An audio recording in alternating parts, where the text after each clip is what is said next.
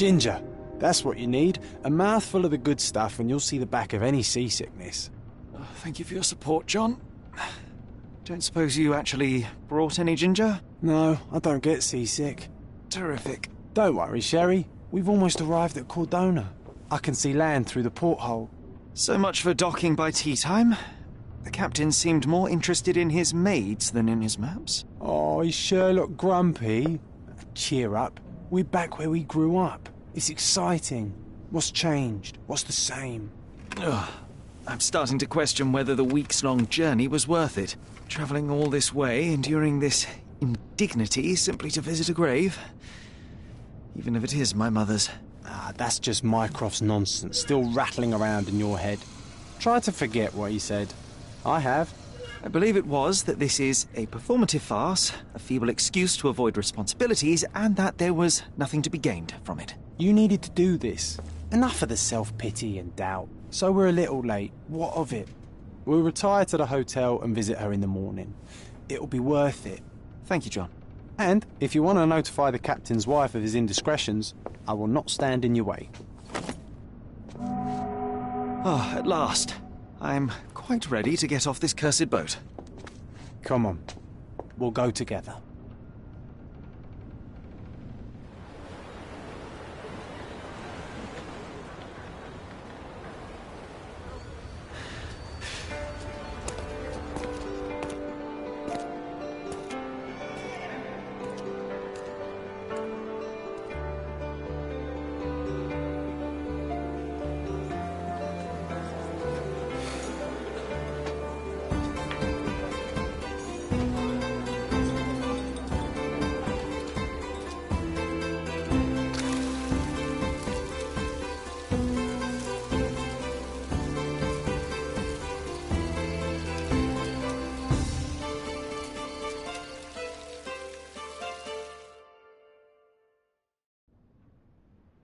Hey, Sherry, come on, catch up.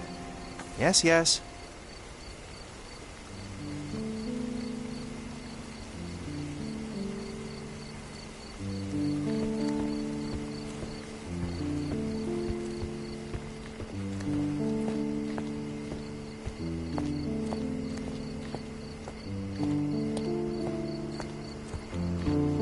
Sherlock, don't get lost in this huge garden. Follow the sound of my voice. Sherlock, don't get lost in this huge garden. Follow the sound of my voice.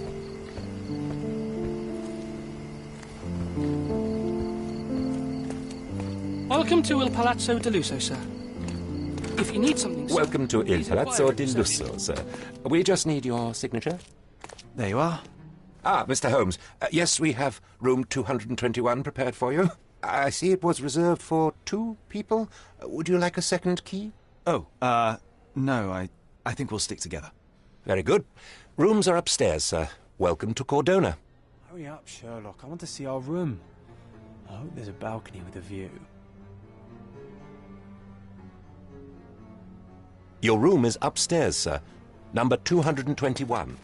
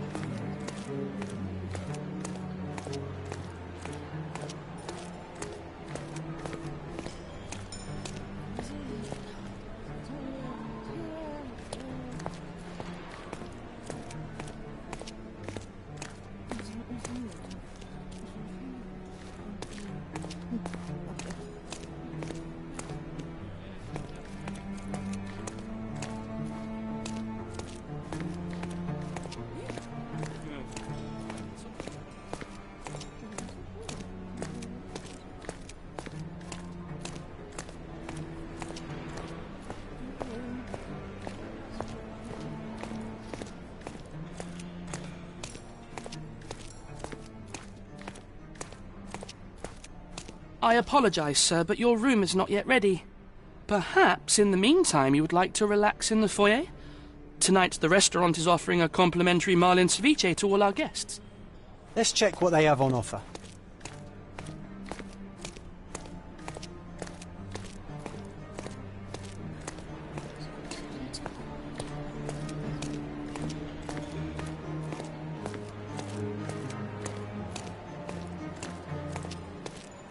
Hey, Sherry.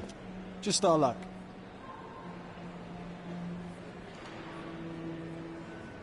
If seafood's not to your taste, everyone loves Benedict spatch, our poached eggs with hollandaise sauce.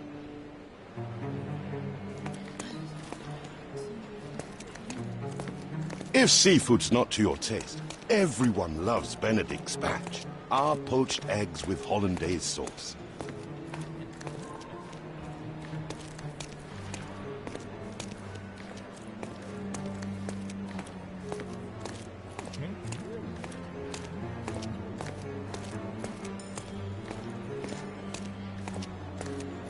Hey, Sherry.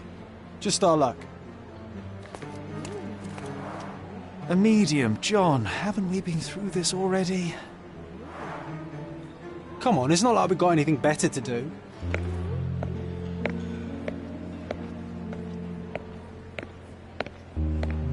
Excuse me, sir, but I believe Mr. Galich is conducting a séance at the moment.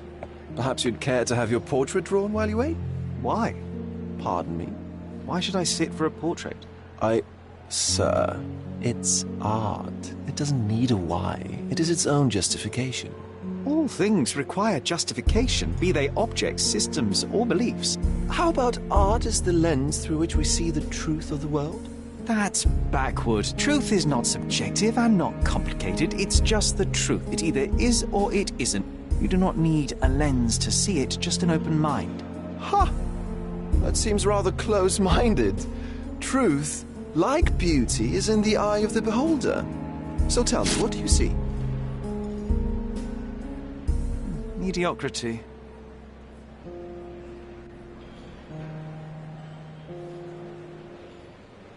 Come now, Sherry. What did he do to deserve that? The servant mentioned ceviche at the bar, Sherry. You should grab us some, and I'll find us a table. I'm starving. Okay, time to check if John found us a nice table for the evening. If seafood's not to your taste, everyone loves Benedict spatch, our poached eggs with hollandaise sauce. Sherry, I'm over here with my new Ursine companion. Cordona's even quieter than I remembered. It's going to be a long evening. Ah, come now, Sherry. What say we amuse ourselves with a little game? What were you thinking? Oh, promise me it isn't nonsense. After being cooped up on that boat, I am itching for activity. No. As you can see, someone left a cane on our table. I simply thought you could identify its owner. Ah, so it is nonsense. It'll take me a minute, John, at most. Well then, you can deliver it to him as well. Deliver it to him? Then what are the staff here for? Aesthetics? Stubborn, Sherry, too stubborn. You wanted something to do. Slapping oneself in the face is also something to do. That doesn't make it worthwhile. But all right, let me take a look. No matter how long you stare at the stick, it's not going to walk itself to its owner.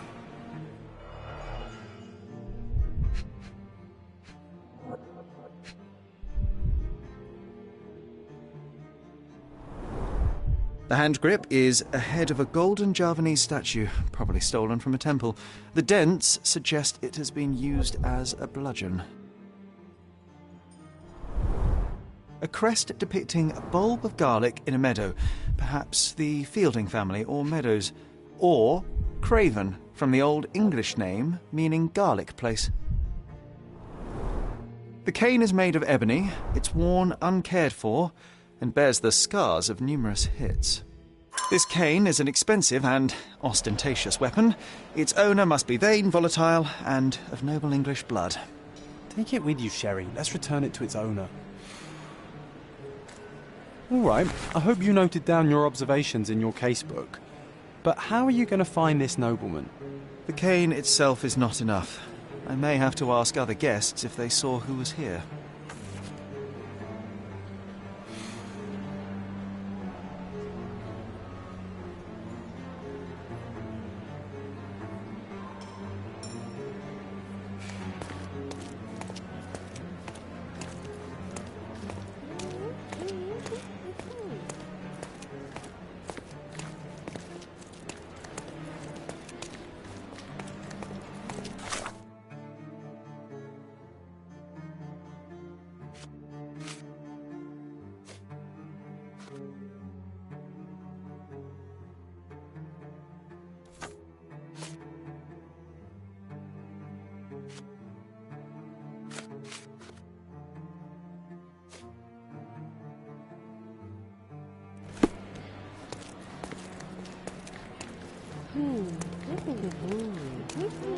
Excuse me, just one question. Of course. Stop me when you've had enough.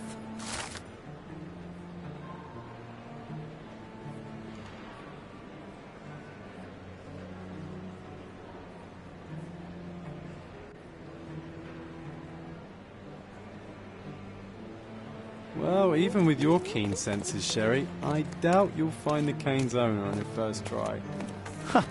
And would you be confident enough to bet on it, my friend? Why not? Let's see how good you really are.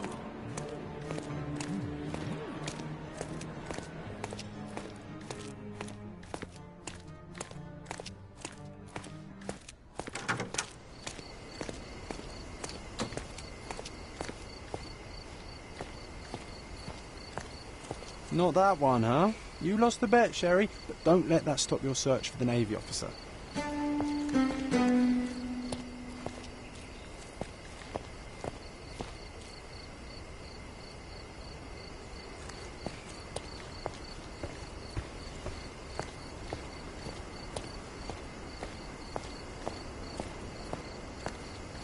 May I ask you something? I can't help you with that, sir.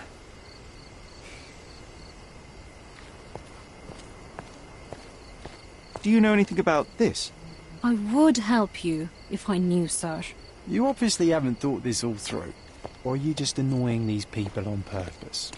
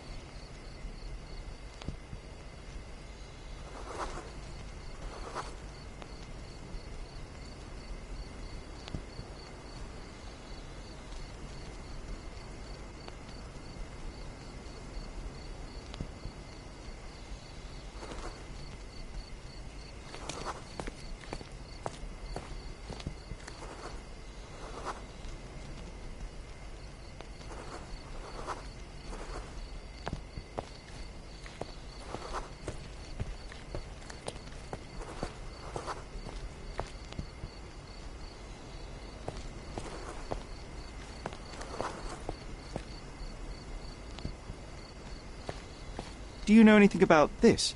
My dear fellow, you're talking to the right man. Hey, Sherry, don't we now have the perfect excuse to visit the seance? I'm just going to give the cane to its owner. You will not persuade me to take part in this show.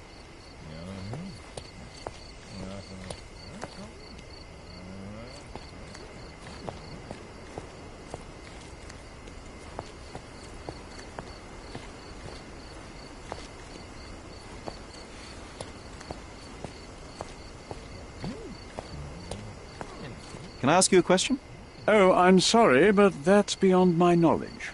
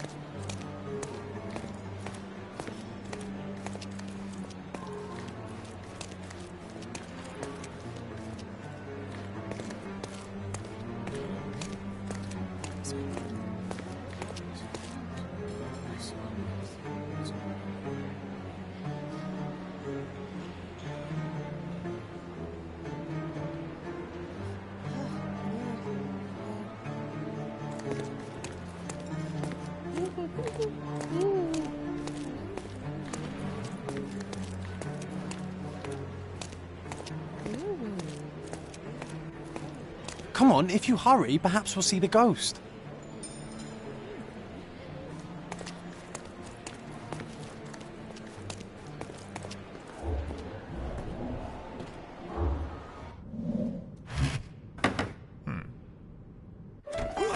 This hotel, this island, it's full of thieves. First my cane, now the diamond. Take your hands off me! Do you even know who I am?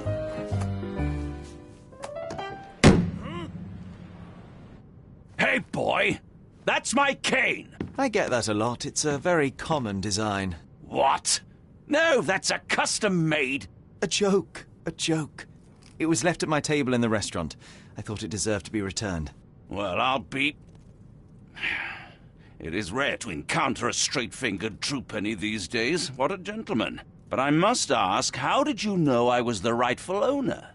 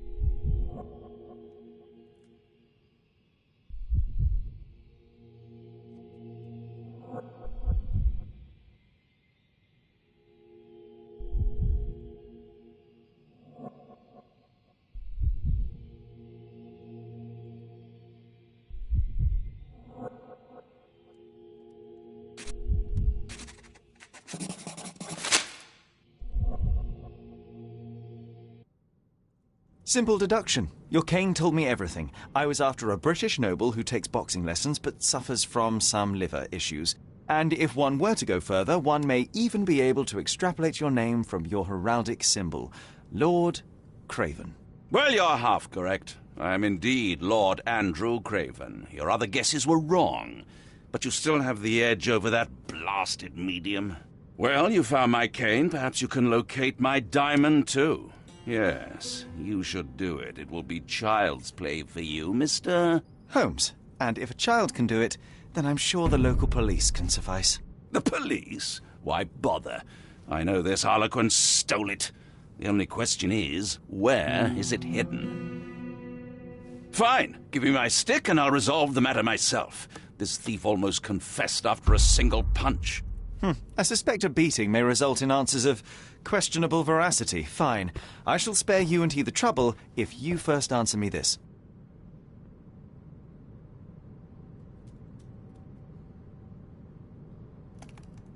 You insist the medium robbed you during the séance. But what occurred exactly? It was a dirty trick. We were sitting here in the dark, chanting and holding hands, as expected. Then something began to appear from the medium, like a cloud or a bubble. The swindler called it ectoplasm. Ah, yes. Common in the spiritualist trade, and quite the spectacle. Indeed, perhaps too much. My beloved Emma screamed in horror, and I stood to defend her, attacking that cursed ghost. How brave. But my hand hit nothing. The medium jumped away from me, and Emma fainted. I lit the candle, and the diamond was gone. How does a priceless diamond become the subject of a séance? It is an unusual accoutrement. Emma wished to speak with its former owners. My grandfather told us it belonged to a Rajah, an Indian king. So you were summoning long-dead Indian royalty, and, pray tell, you were expecting him to converse in English? To be frank, Mr. Holmes, I don't believe in ghosts. But Emma was fascinated by the idea of meeting a real king, even a dead one. Well, a crown is a crown. Can you describe the stone itself? A yellow diamond, not less than 100 carats, and perfectly egg-shaped. There is not another like it. Stay here, and don't touch anything. I'm going to investigate further. Don't fret, I'll be keeping a close eye on this thief.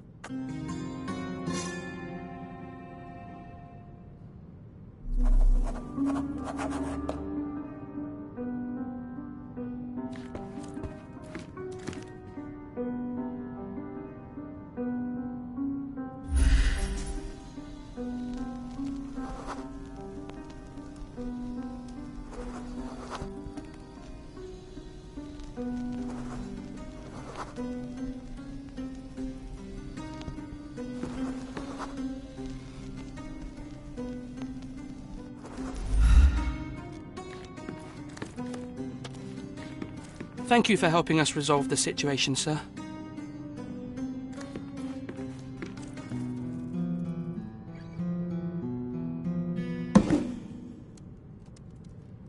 What happened here?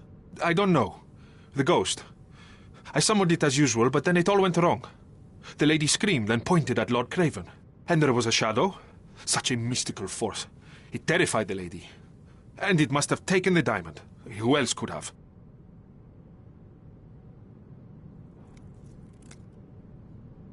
Do you feel the presence of any supernatural entities at the moment? Are you joking, sir? My nose is broken, this maniac wants to kill me, and you're asking about the spirits? I suppose this can wait. I will investigate, and the culprit will be identified. But the stubborn brute Lord Craven blames me right now. As if I could do something like that. Perhaps you can reason with him? Please?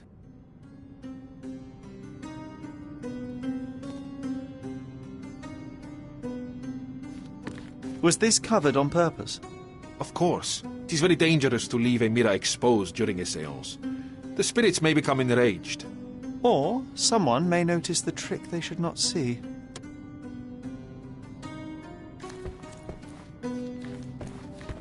Pale skin, quickened pulse, unsteady breathing. She's barely conscious.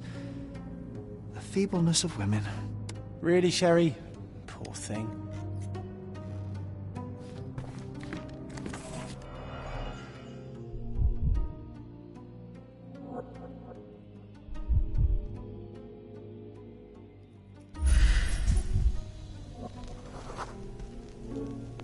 The diamond was placed on the table so that all participants could reach it.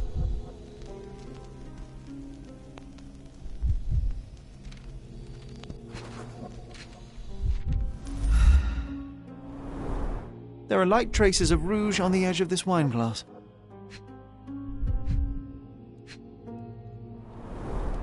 This must be the ectoplasm. Too bad there's not enough for a proper chemical analysis.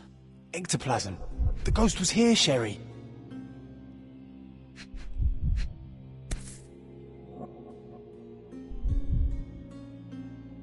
This brooch is old and cheap, but the moth design has its charms.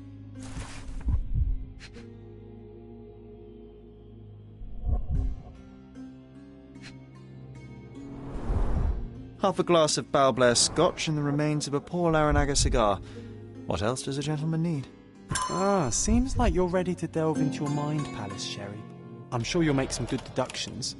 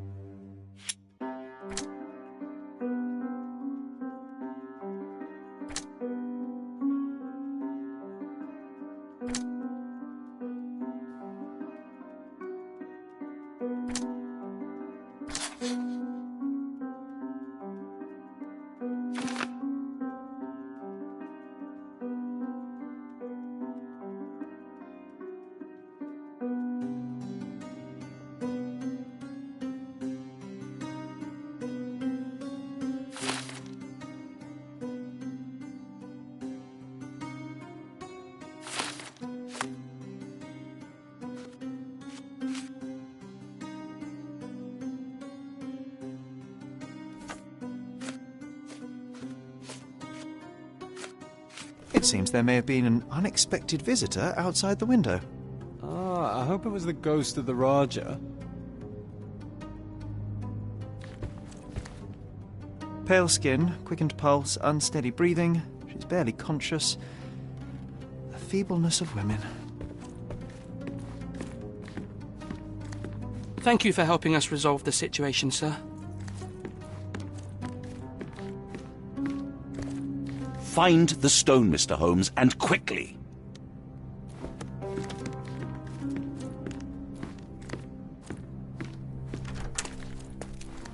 This hefty chair has nearly broken after hitting the wall. Could one man even lift it? At Cambridge, I was captain of the rugby team. It was no place for weaklings.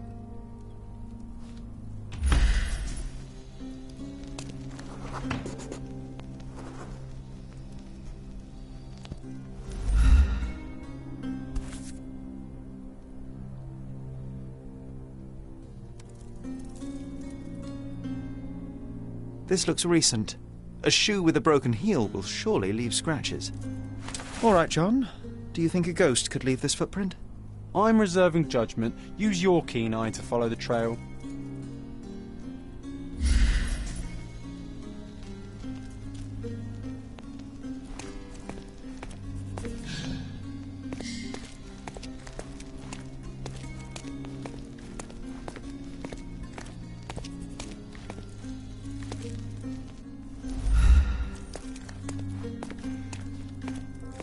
Excuse me, just one question.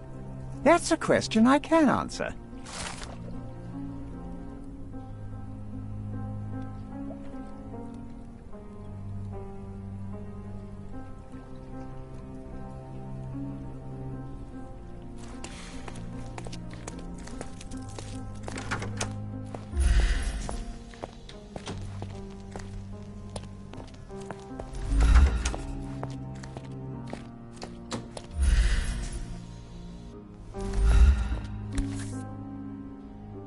Size 4 with a broken heel. Size 4 with a broken heel. Rose de Moore. All the maids in the hotel wear this exact shoe. So, definitely not the ghost of a Raja? Unless... No, what a shame. Our witness was a nosy maid. Searching the entire hotel could be difficult. Perhaps the other maids can help us find her. This reminds me of the fairy tale, Sherry. Will you find your princess?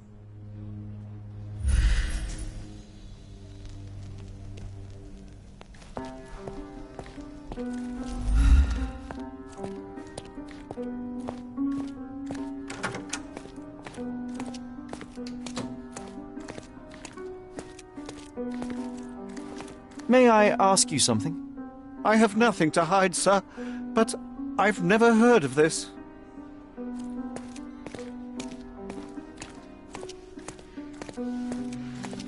Can I ask you a question? Oh, yes. I can tell you everything, sir.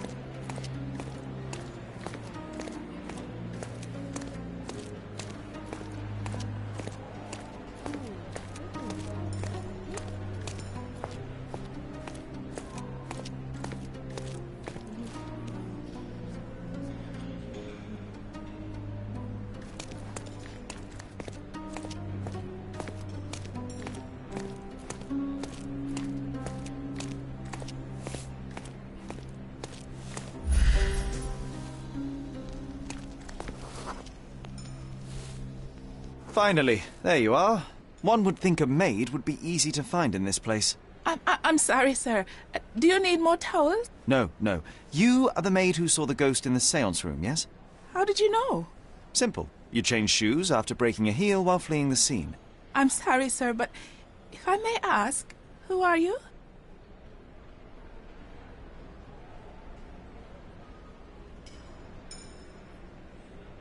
I'm a novelist documenting the supernatural and those who witness it. Now, should you take a starring role in the tale, I will need your name.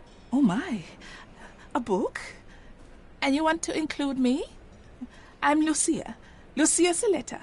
Something went wrong during the séance, Lucia, but no one will tell me what happened. You would be a valuable interview if you were there. I was. And I saw everything with my own eyes. Describe what happened during the séance. A lady and two gentlemen were sitting at a table, touching their hands to something. The medium started to whisper and chant, and a ghost appeared. A ghost? You're confident? It was unearthly, sir. It grew from the medium's chest. A glowing cloud or a bubble. I pressed closer against the window to see better. And the lady saw you? How did you... Yes! She screamed and pointed, so I hurried to escape, and I broke my heel. But I did see the ghost. A sickly, evil thing. And that's all you can tell me? Did you see any of what happened next? The medium, Mr. Gallici, he was doing something with the ghost. He grabbed at it like he was trying to catch it. And then I ran. I suppose I should be grateful you endured these horrors for such a long time. All right, I have your account memorized. Good day. You lied to the poor girl, Sherry. What a tease. She'll dream about being a character of that book. Surely a pleasant dream is better than no dream at all, John. Oh, let's get back to the crime scene. I always love seeing you explain simple things to simpletons.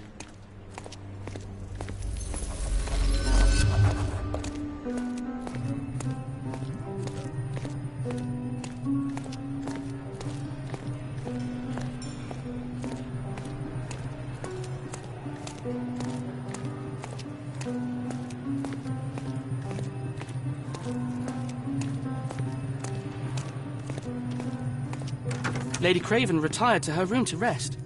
Lord Craven remained here until the staff reported that the medium was locked in his room.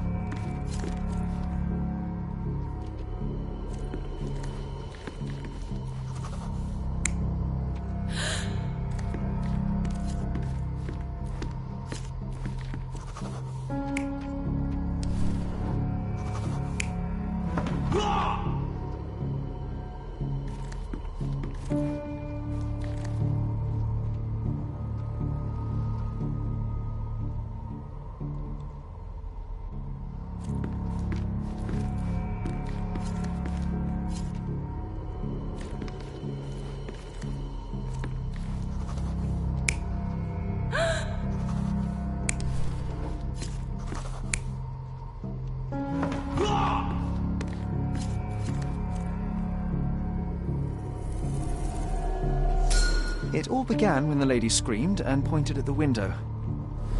Lord Craven jumped up, ready to face anything, ghost or human.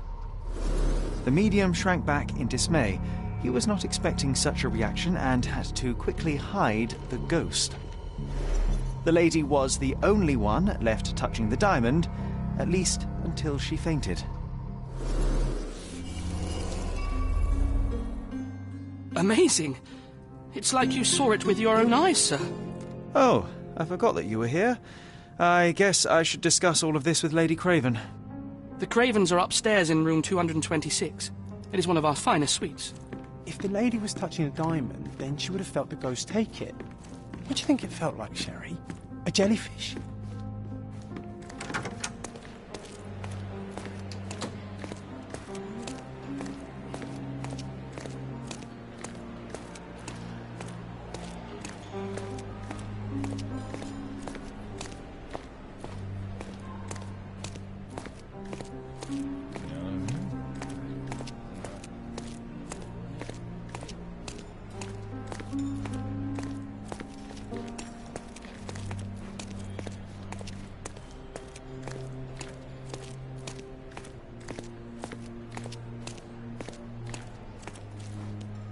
With skills like that, this biblical lady could get a job in Scotland Yard.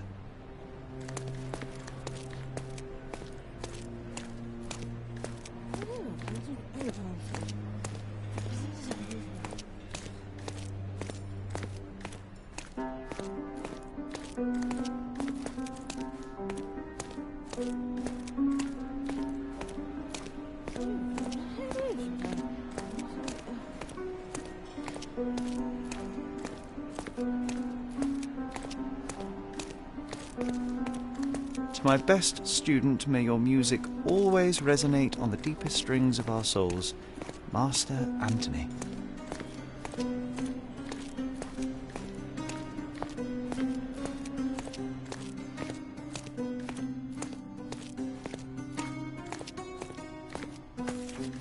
Lady Craven is not who she seems.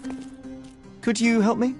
I would never refuse a nobleman, but I know nothing, sir. Is this familiar to you? Sir, I don't know. Try asking someone else. Oh, I am bored. Call me when you find the answer. Lady Craven is not who she seems. Remember her behavior in the hall?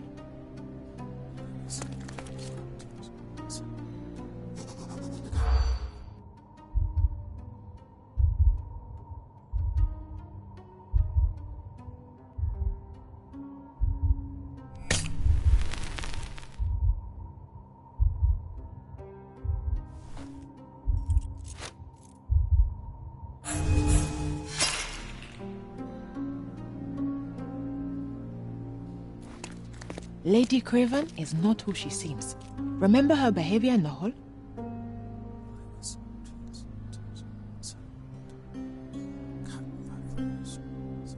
Lady Craven is not who she seems. Remember her behavior in the hall?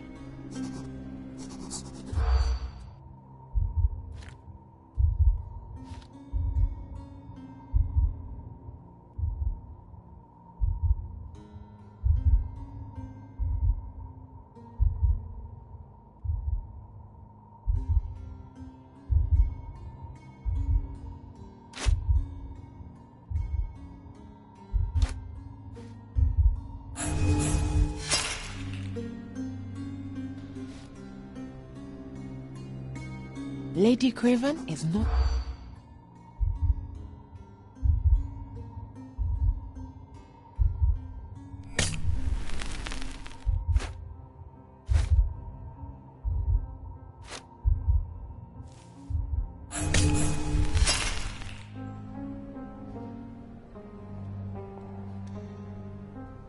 Lady Craven is not...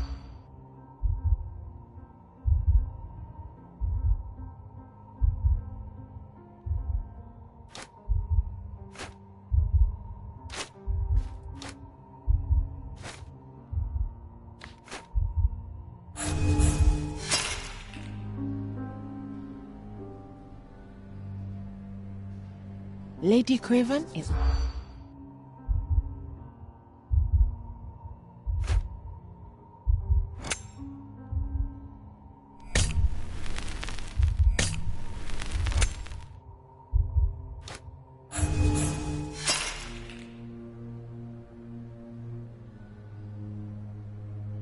Lady Craven is...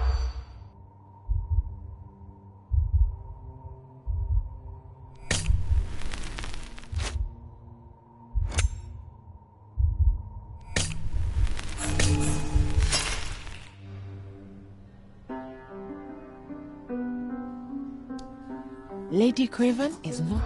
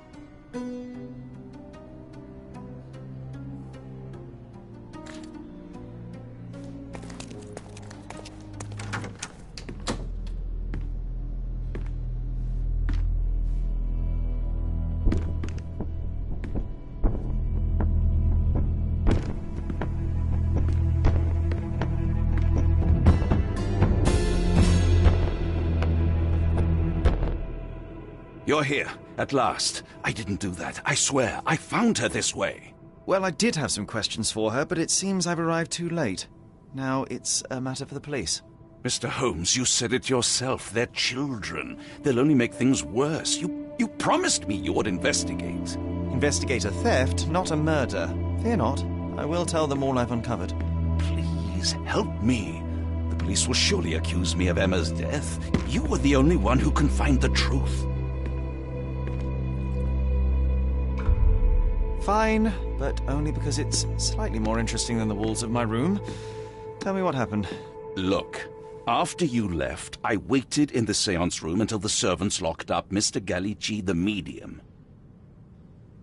And was your mistress there too? Oh, so you know? I suppose I shouldn't be surprised. Regardless, the staff took Emma to her room. She was still feeling dizzy.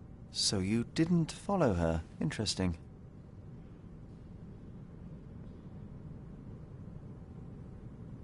Where did you go instead? To the bar. It had been almost an hour. I see. And how long did you stay? I partook of a well-earned whiskey or two before retiring upstairs. Ask anyone there.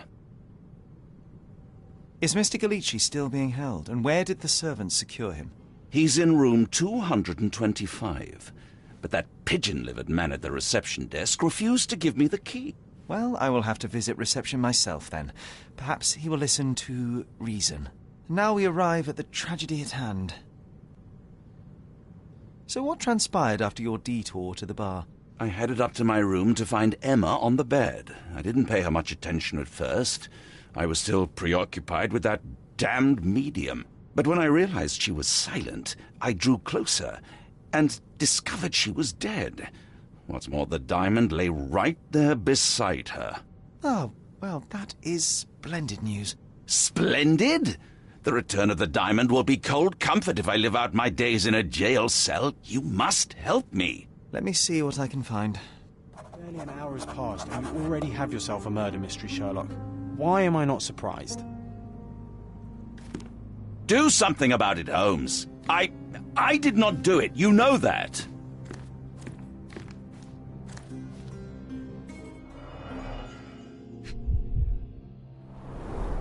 Strangled with bare hands, judging by the bruises.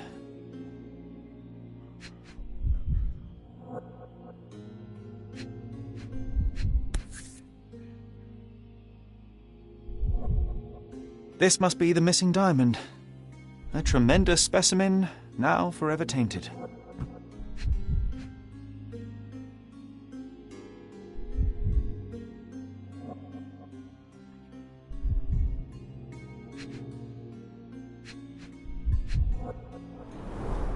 Everything was tipped out of the bed as if it was searched. You think she stole the stone? It's certainly possible, but we won't get her confession now. Well, there is a professional medium right next door.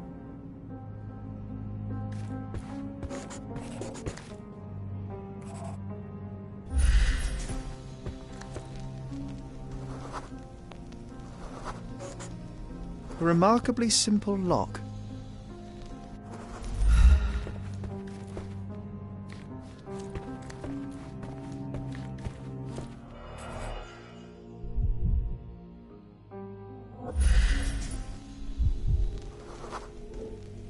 Aha, a neat hiding place.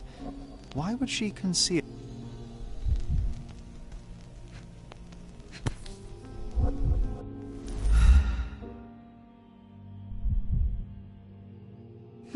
This ring looks out of place among the others, and the design is familiar.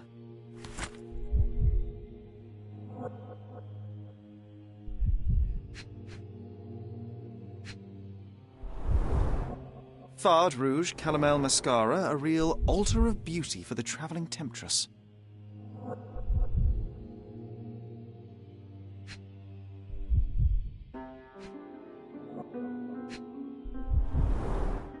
Fard Rouge Calomel Mascara, a real altar of beauty for the travelling temptress. Several £1,000, that's quite a fortune.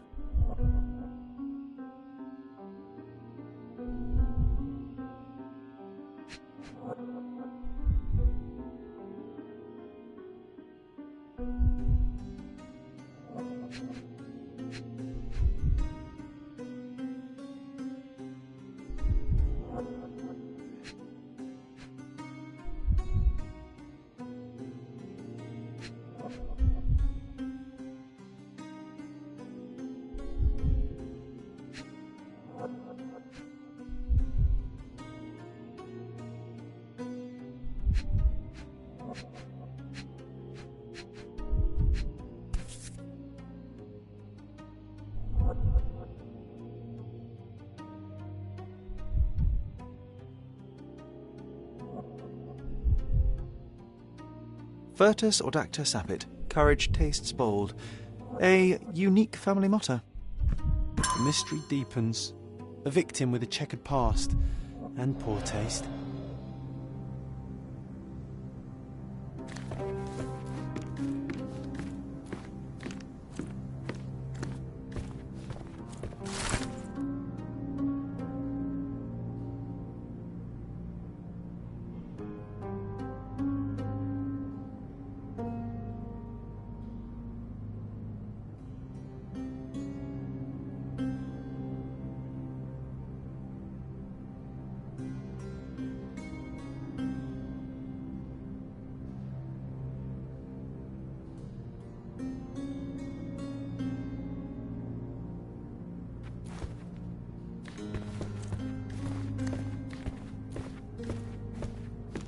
Someone was not happy with his post.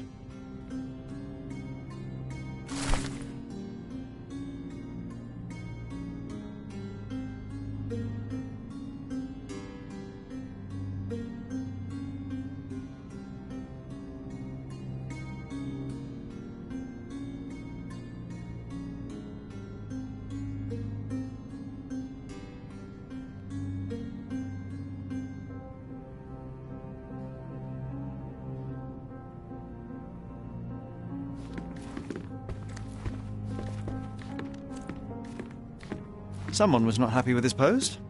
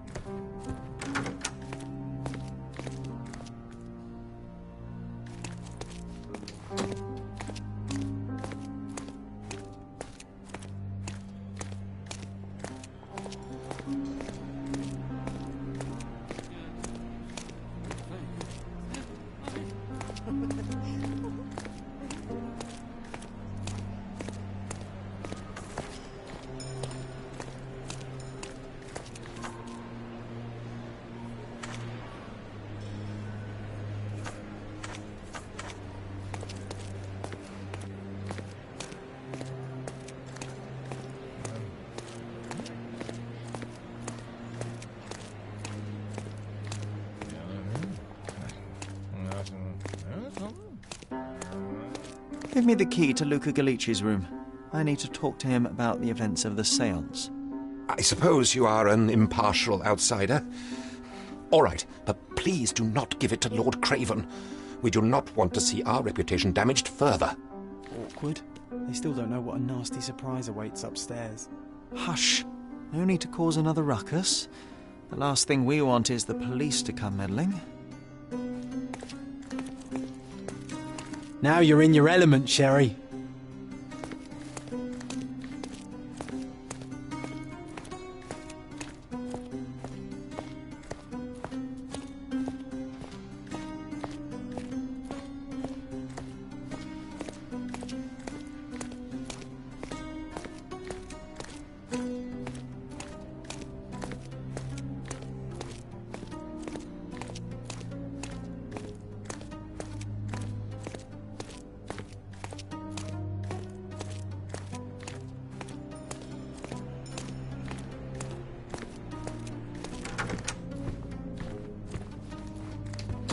I'm afraid I can wait no longer to hear your account of the séance, Mr. Galici. So please, tell me what you saw. Lady Craven wanted to meet the spirit of the Raja. My conjuration was successful. Perhaps even too successful. I am sure the spirit was the only one who could have taken the diamond. Lord Craven needs to leave me alone. Do you think the police will believe you? Of course. I didn't take anything. And spiritual phenomena are beyond their control. Or should I summon the ghost again so they may attempt to handcuff it? I think I would prefer to begin my investigation in the physical realm.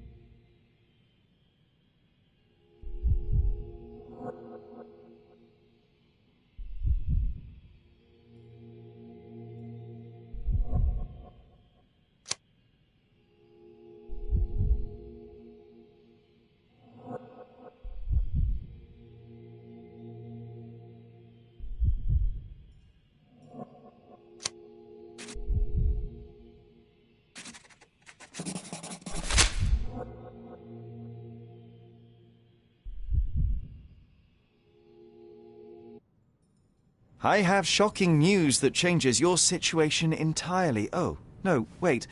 What am I thinking? The spirits will have told you this already. I'm not in the necessary state for summoning. The spirits preferred clarity of mind and soul. Please, tell me. Lady Craven died in the very next room while you were in here. Did you not hear anything? What? How? In fact, I did hear noises. That Craven is a very loud man, but I never thought he would do that to his wife. Well, you claim to be a medium. Perhaps you could ask her spirit why. What? No, it's too dangerous. Oh well, at least I can make the dead talk.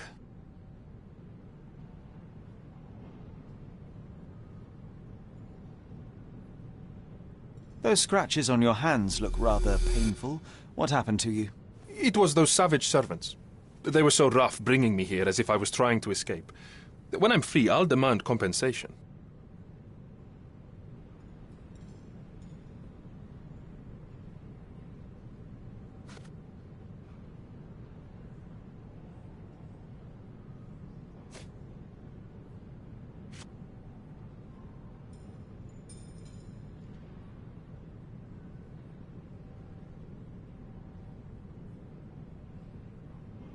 Sorry, that's beyond my expertise.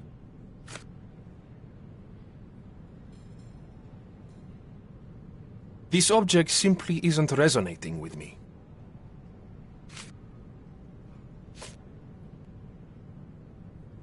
The spirits are silent, and so am I.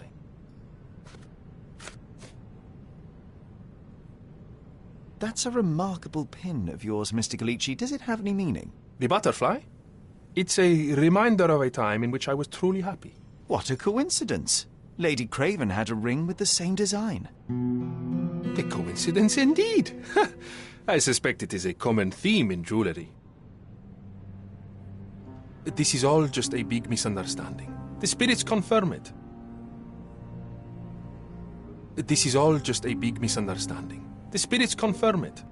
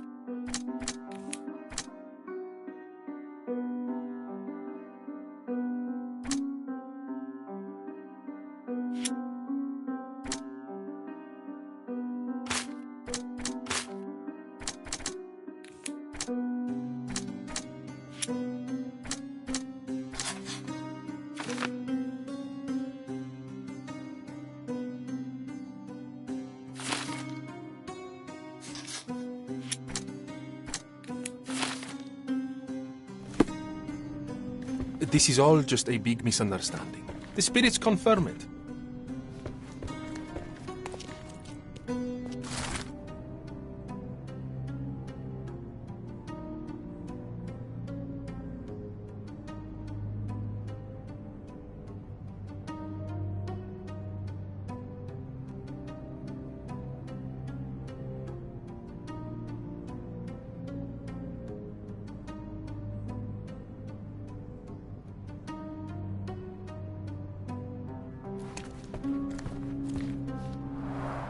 Tools and accessories for masterful prestidigitation. Or weapons and defences against visitors from the great beyond. Someone is making the most of his stay. Can you blame the man? I'd say he's not ordering enough. Tools and accessories for masterful prestidigitation.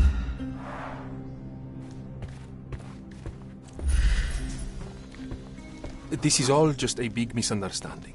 The spirits confirm it.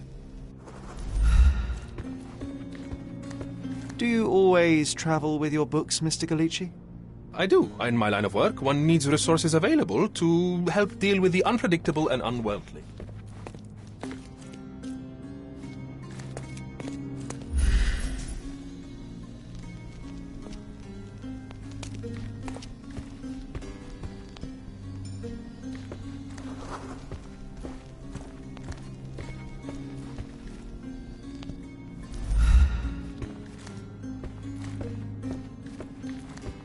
This is all just a big misunderstanding. The spirits confirm it.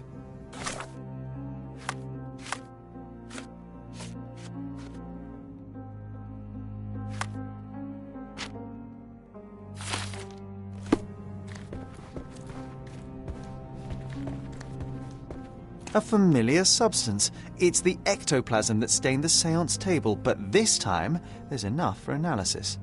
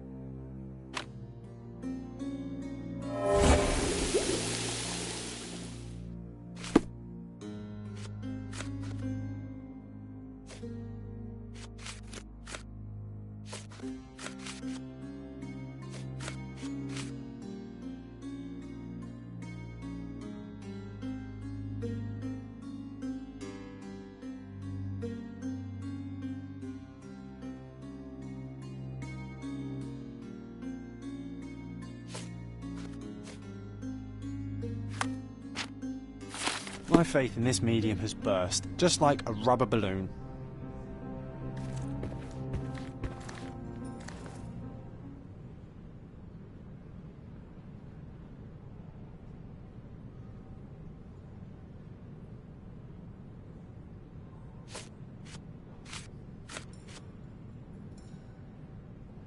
Sorry, that's beyond my expertise. Do you realize just how dangerous it is to hold phosphorus in the mouth? I beg your pardon? I'll bet it makes your rubber balloons glow impressively in the dark, but you'll regret it when the hypertension and vomiting sets in.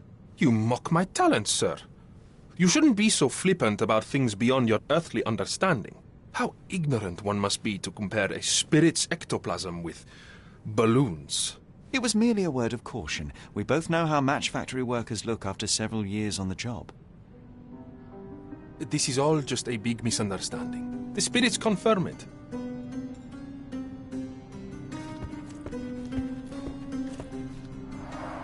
Tools and accessories for masterful prestidigitation.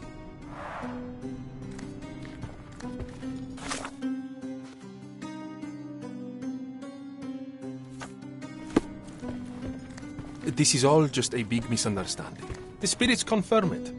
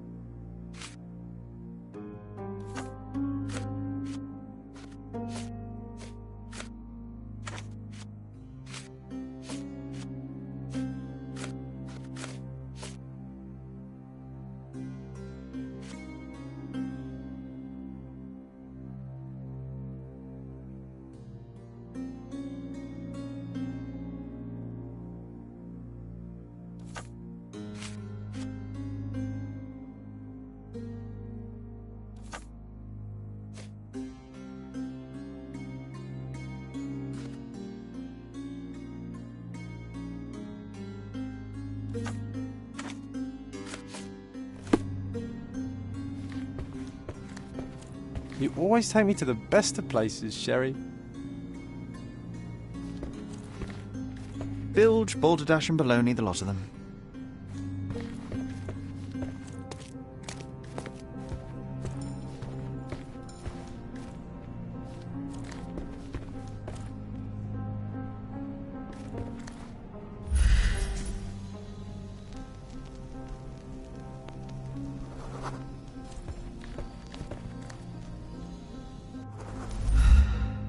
This is all just a big misunderstanding. The spirits confirm it.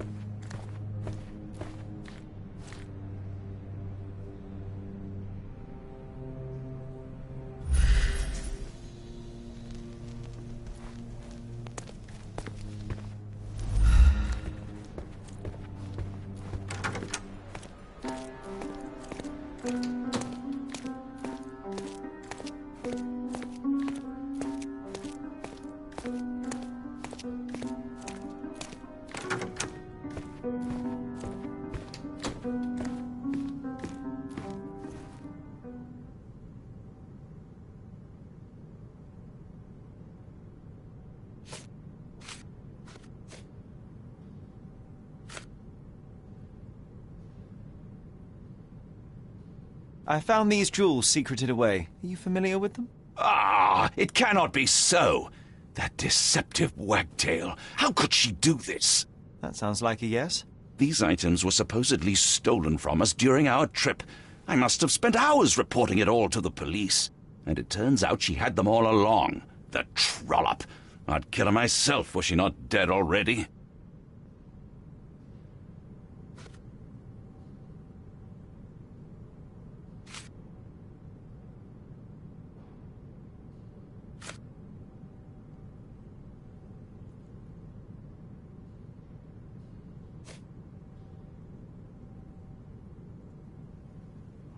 Get to the point, Mr. Holmes. I doubt I can help with this. Stop wasting time. The murderer is getting away. Get to the point, Mr. Holmes.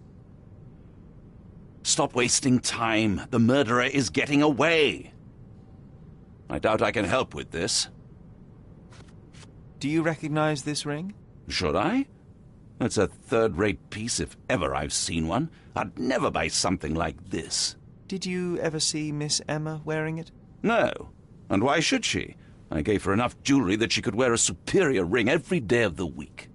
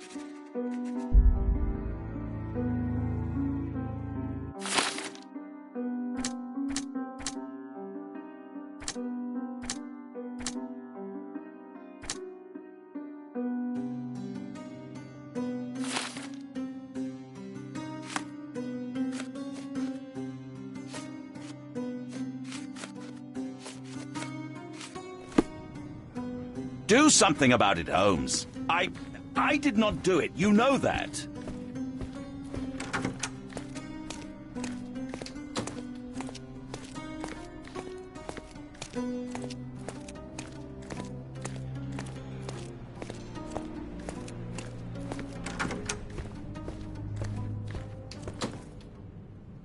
Luca Gallici, I know you murdered Lady Craven, and I can prove it. That would be a grand story for the newspapers. But where's your proof? I was locked in here and could not hurt a fly.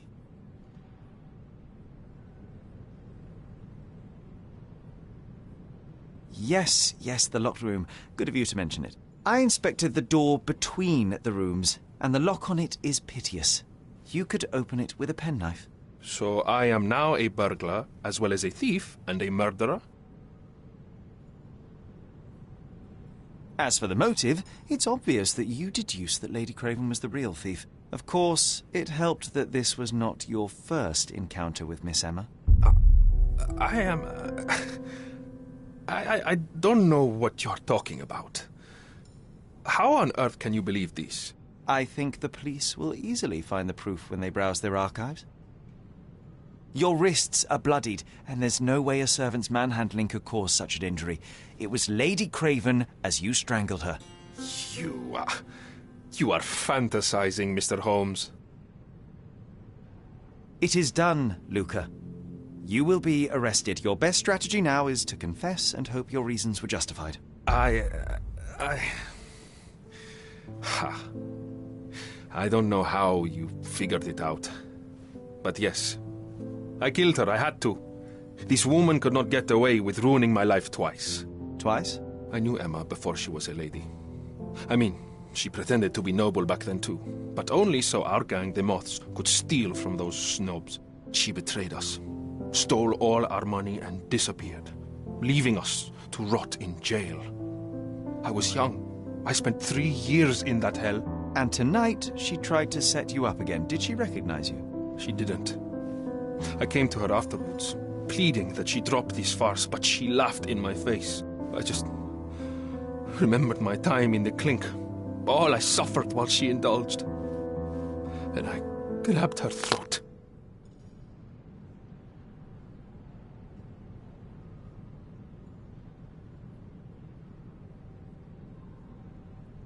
Murder is murder, Luca.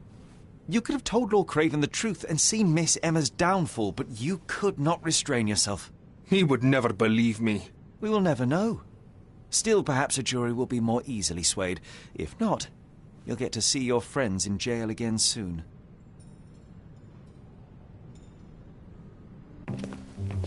We'll meet again, Holmes.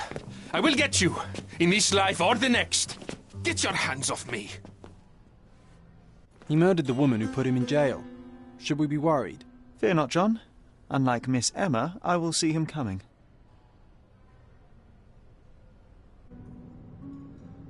That was too much fun, Sherry.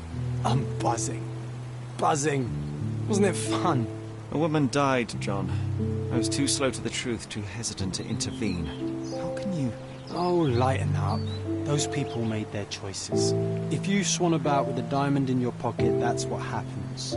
Wealth is a weakness. So we must blame those who covet it. With enough money on the line, Sherlock, a man will do just about anything, even murder. And then we get to solve it.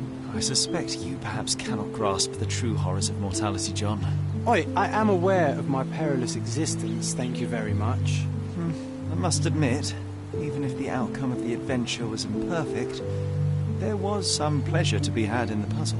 Well, Cordona seems more depraved and decadent than we thought. I bet you'll get another chance. A bet, you say? A figure of speech. Just a figure of speech. Damn. Well, take one last look at the view, then we must be off. It's time to do what we came here for.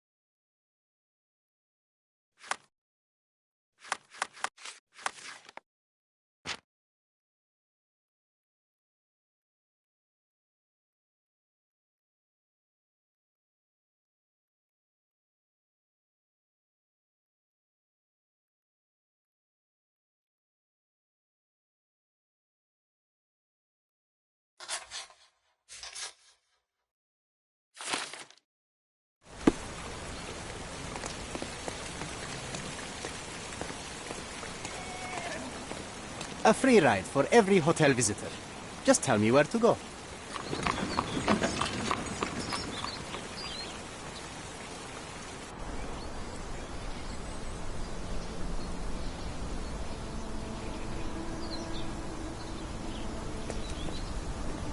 Is everything all right? If you don't feel up to it, I won't tell anyone. It's just a goodbye, John. It won't be difficult. I've already come to terms with my mother's passing. So you really don't remember? To what do you refer? The funeral. Sherlock, you were distraught. At first, I thought this visit would dredge up those feelings, but you've been remarkably level. John, I think I was too young to understand. I couldn't fathom why she would leave me. Perhaps that pain is best left forgotten. On the contrary, it's why I'm visiting her grave. To remember her. I thought you wanted to remember, Sherry. Concentrate, and I'm sure it will come back to you.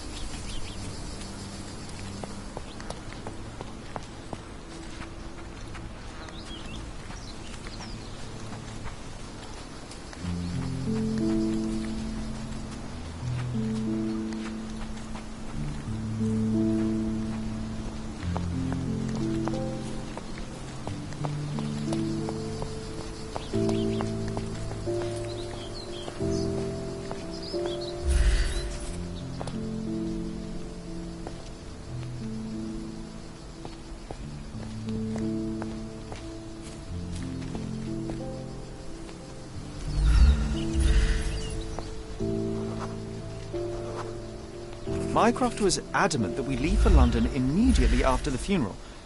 He never told me why, but I saw how unsettled he was by the long requiem.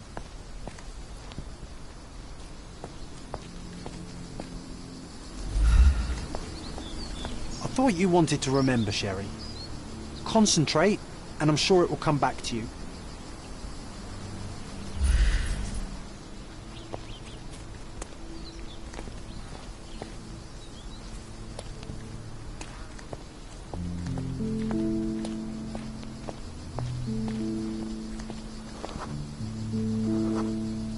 The service was sparsely attended.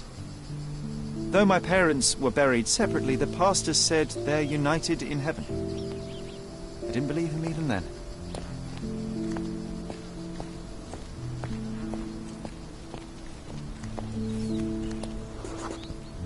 I wanted to see her one last time before the coffin was interred and say how I loved her. The chance never came. I feel rather faint. You're fine, you're fine. It's over now. You remembered everything. It will get easier soon.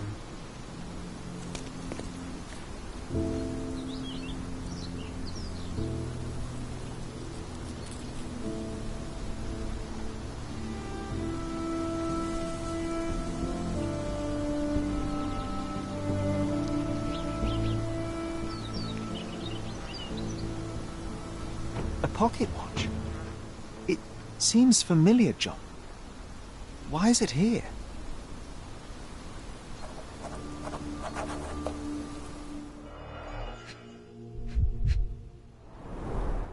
Rest in peace, Violet Holmes. Goodbye, Mother.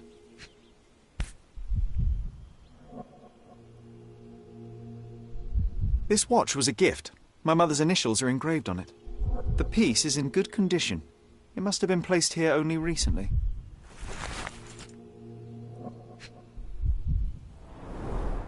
A candle in a small puddle of wax. It cannot have been lit for more than half an hour. Is this really how you want to spend this time? This is my mother's pocket watch, John. Who put it here and why? Are you not in the slightest bit interested?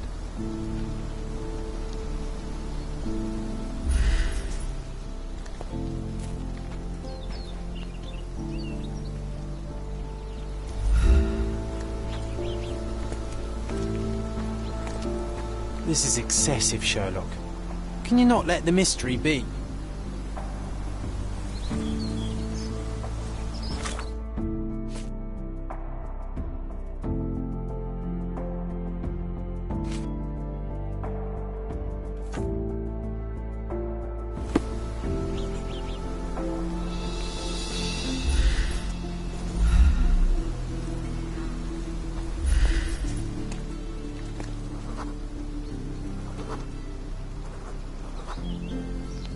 A man in fashionable shoes stood near the tomb.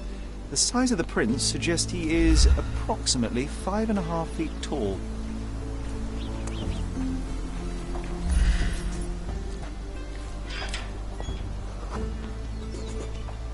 You were about to tell me the make and model of tyre, but let me assure you, I do not care. Well, it was going to be very impressive. Come on then, the trail continues ahead.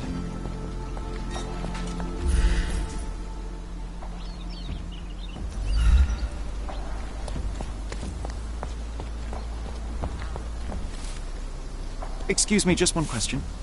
A man like you should not speak to a man like me.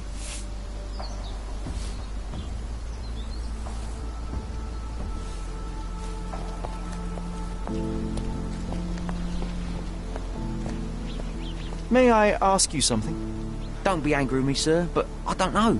Everyone's looking at us, Sherry. You sure you know what you're doing?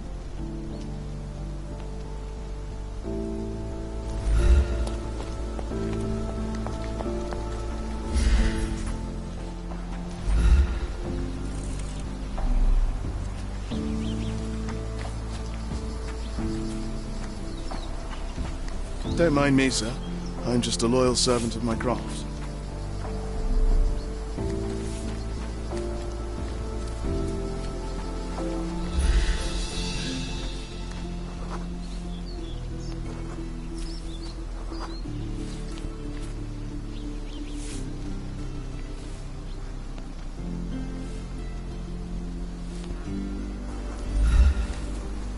Don't mind me, sir. I'm just a loyal servant of my craft.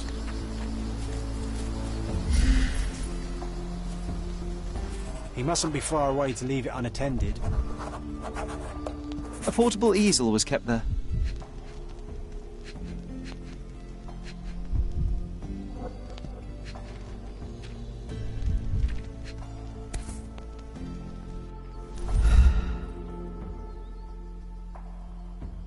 The Hospitaller crypts. If memory serves, they're located at the far end of the cemetery around an old tree.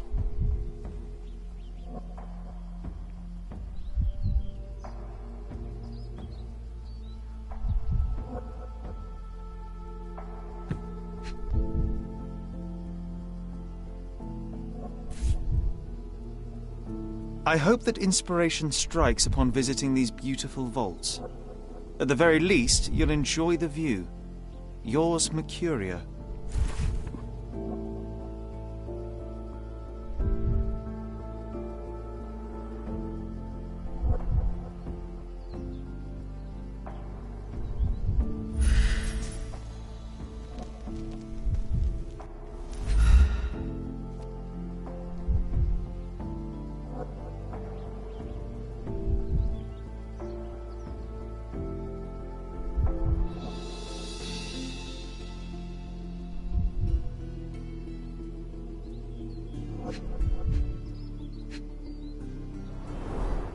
It's stained with oil paint. An artist working in a cemetery? Do you think he'd paint my portrait?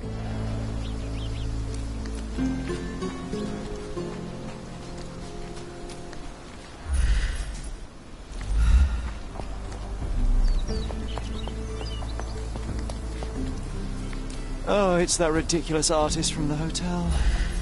Be nice, Sherry. Make friends.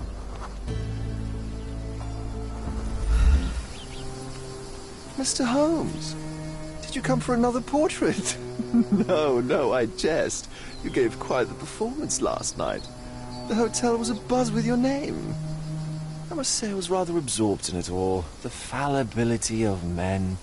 Such scandal. It was a welcome distraction. Oh, my manners. I am Werner Vogel, art enthusiast and gallery proprietor. Mr. Vogel, I was perhaps too curt when last we spoke. Speak no more of it. Travel takes it out of any man, never mind when this is your destination. Once I learned who you were, the pieces fell into place. Your mother was well liked on Codona in her time here. I was sorry to hear of her passing. How did you come to possess my mother's pocket watch? Oh my! It is quite something to witness those powers of deduction firsthand. Yes, I left you her timepiece. After her death, there was an estate sale. All of Cordona's elite picking of her remains. I couldn't let such a lovely thing go to those vultures. When I learned your name, I could no longer keep the watch in good conscience. It is yours by right, and I knew you'd find it here. Thank you. I'd forgotten all about it, but the moment I saw it, I knew it was hers. Amazing what the young mind forgets and the older can recall. Rather odd, loitering in a cemetery. I suspect you'll win, but I'm here for my art. There's beauty everywhere if you look, even in decay. A little darkness brings out the light. Now, a diligent observer might note that you too were loitering in a cemetery. What brings you here? Closure answers penance? Closure, I suppose. And what is closure? Mere proximity? Understanding. Acceptance. You didn't understand from afar. You had to come here to accept the truth of her death? Of course I understand. She died of consumption, drowning in her own blood. Your mother? Yes, my mother. I must have been misinformed. I'd heard otherwise. Otherwise than consumption? No, you'd know better than I. I'd heard talk of a police investigation, but Cordona is a notorious gossip. And what does it matter? She's passed on either way. She has. Well, I shall intrude no longer. I'll leave you to your closure. Do stop by the gallery if your travels permit. Farewell.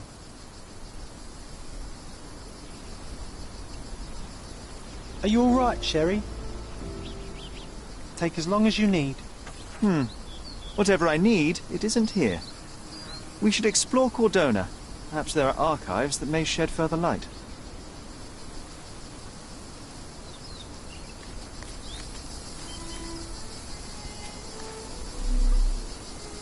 He's odd, Sherry. Even odder than I.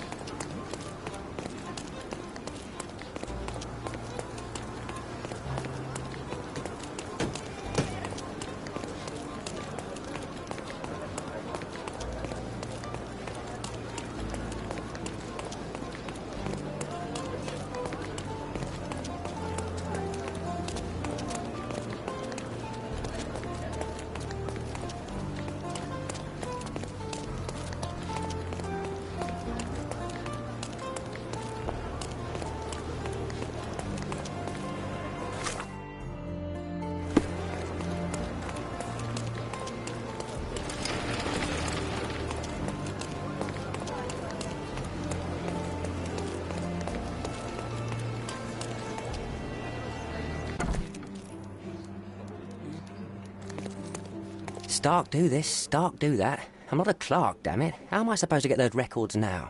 Yes? What is it? Would you like to report a crime? No, I wouldn't. My name is Sherlock Holmes. I want to use the police archives. Wouldn't we all? I'm serious. So am I. Officer Logan locked himself inside and he's not letting anyone in. But why the archives? Won't that stall everyone's work? You bet it will. He's looking up all the thieves in Cordona over the past decade. Say one thing for Logan. He's persistent. What happened exactly? A tailoress from Scaladio's been robbed. Logan spent 2 whole days at the shop sketching the thief, and she still insists that it's all wrong. That shrew drove him up the wall, she did. Would you mind if I talk to this tailoress? I could get you the sketch in no time. Get off your high horse, mister. You think you're better than our sketch artist? Actually, I'm quite certain I am. Let me prove it. Well, I see no harm in it, as long as it gets Logan out of there. In fact, I need to look up some records too. Here's the address. Good luck.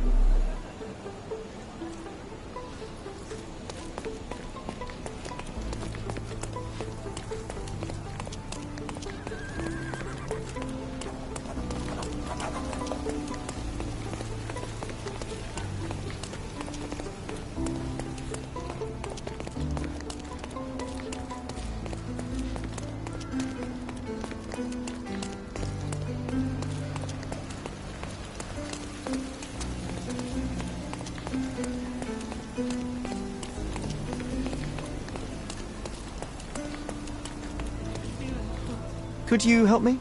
A solid question, sir, but I don't have the answer. Could you help me? Nothing I can tell you, sir, but others might know more. Oh, I am bored. Call me when you find the answer.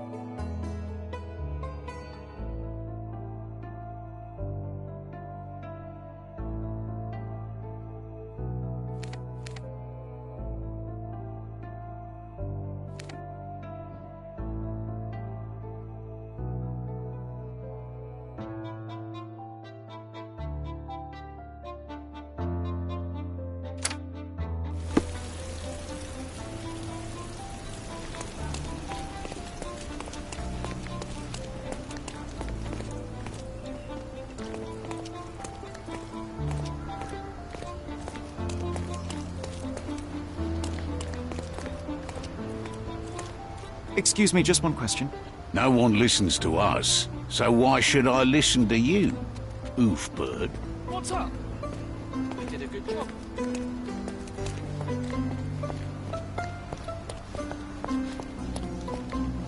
Hello.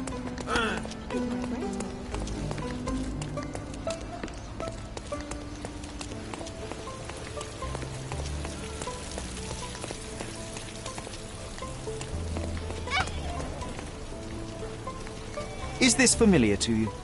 Don't think I can trust you.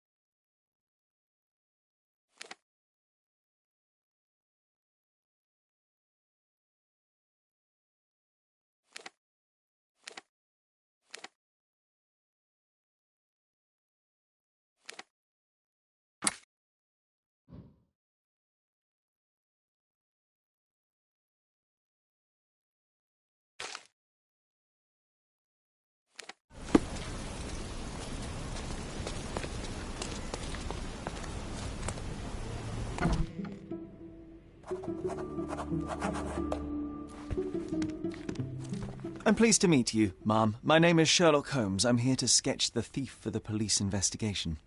Oh, another one. I hope you'll be more patient than the previous sketches, signore. I suggest we do it differently. You have a great many clothes here, haven't you?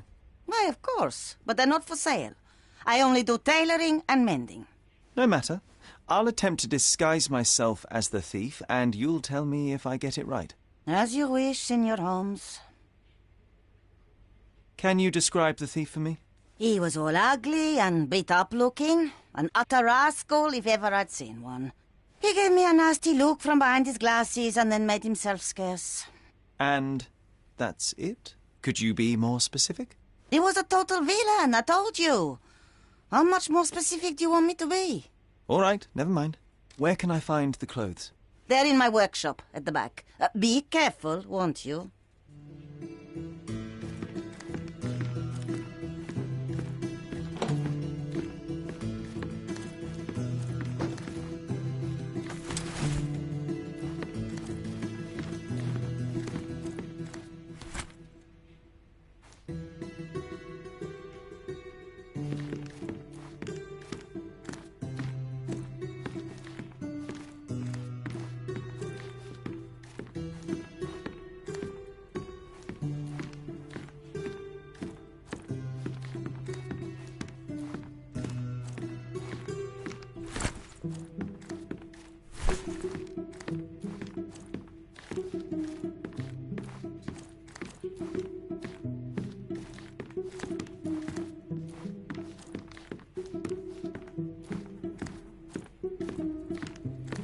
look at this old chap putting on airs like some Italian doge. Why don't you disguise yourself as him instead? We have a job to do, John. Oh, come on, at least do him first.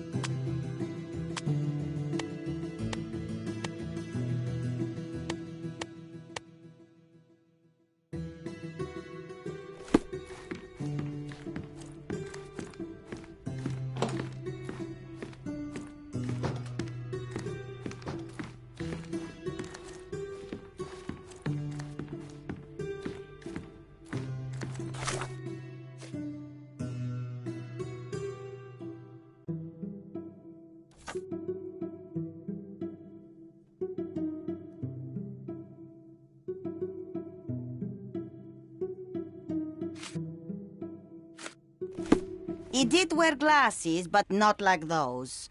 His were angular and evil-looking. All right, I'll try another pair.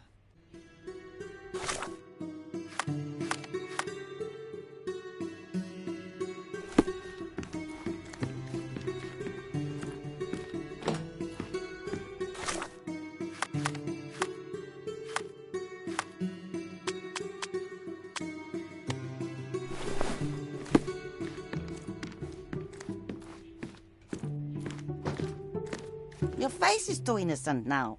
What do you mean, too innocent? There was something evil about his face.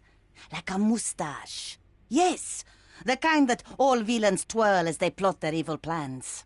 I'd say that not all villains wear moustaches, but I get your point, Mom.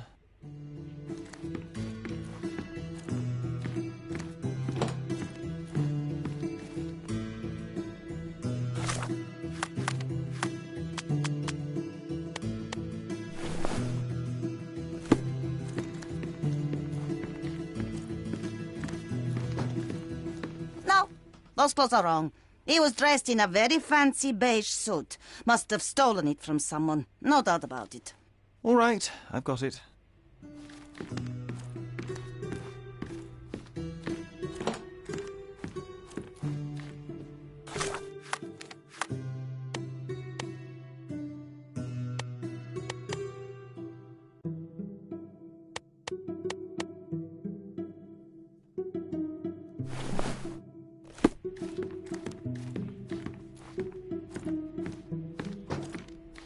He was wearing a hat. Didn't I tell you about the hat? It didn't go well with his suit. That man had no dress sense at all. Well, what did it look like? Oh, just a regular hat, you know, black.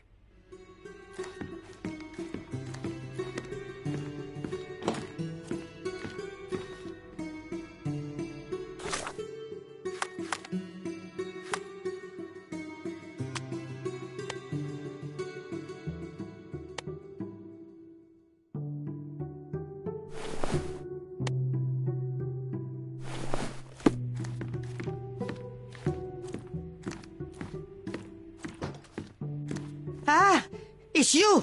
I mean, it's him. It's him. Excellent. Now I can make a sketch and take it to the police. Yes, please do. That rascal is still on the loose. I hope they are better at catching than sketching. Before I go, Mom, are you quite certain that you don't have any clothes to sell? Well, I suppose you can take the police uniform. An officer forgot it here years ago, and I don't have any use for it. If you want to buy clothes, visit the outfitters. You can find them all over Codorna. I hear they even do free rentals now. Let me show you where the nearest one is. Thank you very much.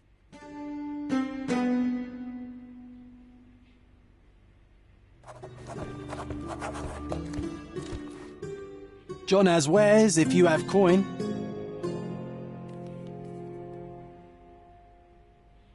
John has wares if you have coin.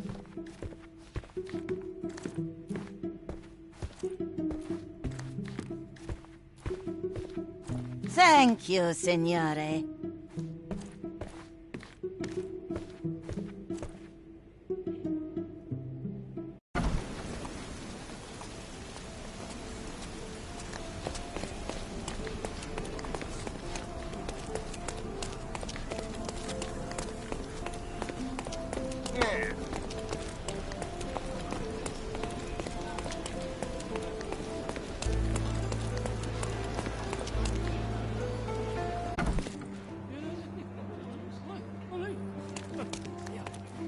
Hello again, officer.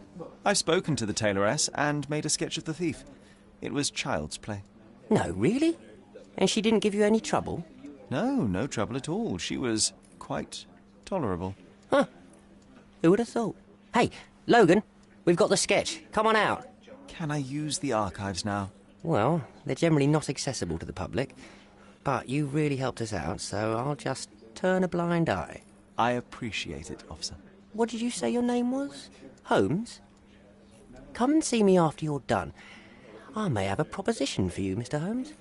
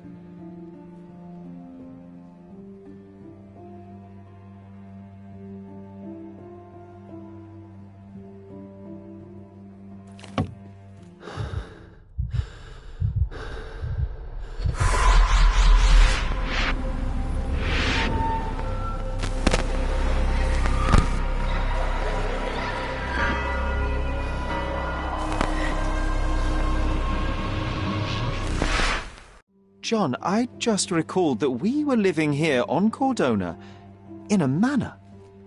And there was a policeman. Really? What else do you remember? What happened to our mother? The memory was vague, a mere flash. I have to find our house. Absolutely. Let's do it.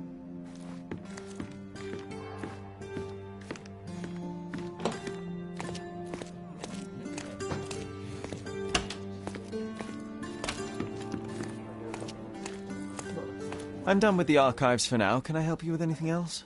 As a matter of fact, you can. The thing is, our chief inspector has vanished, as if we weren't undermanned enough as it is. Wait, what do you mean, vanished? Gone missing on a case. Shady business, but that's besides the point. See that board? Pending cases are posted there for any available officers to investigate. I would take them myself, except that I've been told to work the reception desk, like some clerk. Yes, we're that short-handed. I understand your predicament, but what does any of it have to do with me? I may be available, but I'm certainly not an officer. Oh, don't worry about it. Consider yourself a temporary one-man independent police force. That's a bit of a mouthful. There's just one small, minor, basic formality. You'll need to complete our physical training course. Easy. Well, I'm not one to balk at a spot of exercise. What must I do? That's the spirit. Sergeant Ermy will show you the ropes. Follow me.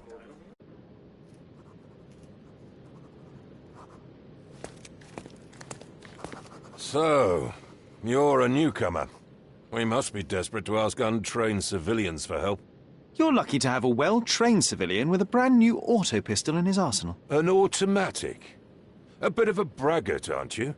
Are you trying to test me already? That is why you're here, boy. I need to verify your skills before I can allow you to catch criminals. The first targets are in the next room. You know what to do with them. I'll join you in a while to see the results. Concentrate, Sherry.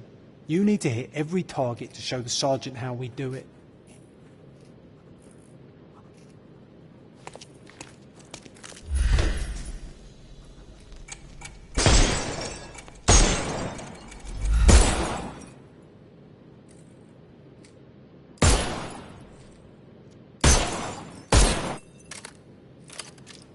Hooray!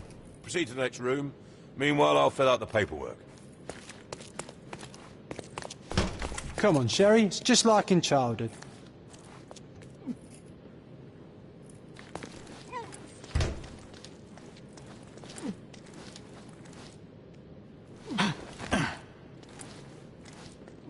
Steady, Sherry. Steady. And go.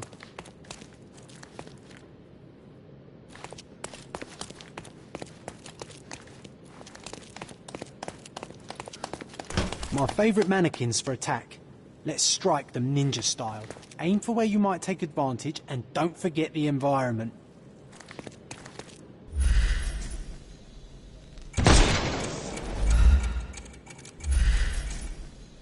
I could do this all day. Please don't, Sherry. We don't have that much time.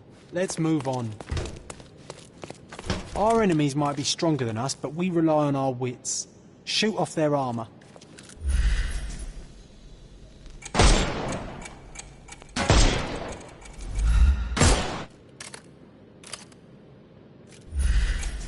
Uh-oh, Sherry. Uh-oh, Sherry. Hooray. Not a nice shot. All right, let's move on, Sherry, if he was alive.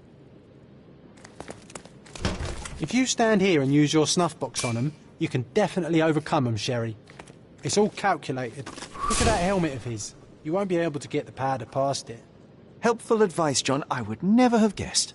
Good job, new boy. Well, I'm almost finished with the paperwork. Let's talk about your results. Well, I must say your results aren't as bad as I feared. Perhaps you're not completely hopeless, but true combat is quite different from shooting stationary targets. I'll handle it just as easily. Well, that's what we're going to find out. Now, we'll test you against our men. Your task is to detain them, not to kill them. So don't go shooting anyone in the eye. That goes for in the field as well.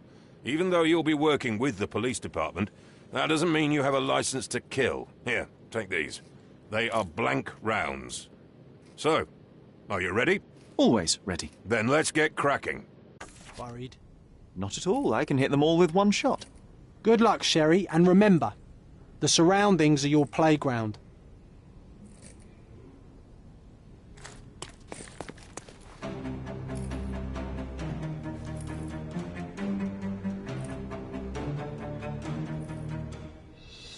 I'm coming for you. Overcome him, don't rush. I could miss the party. I'm coming. I couldn't miss the party. I'm coming for you.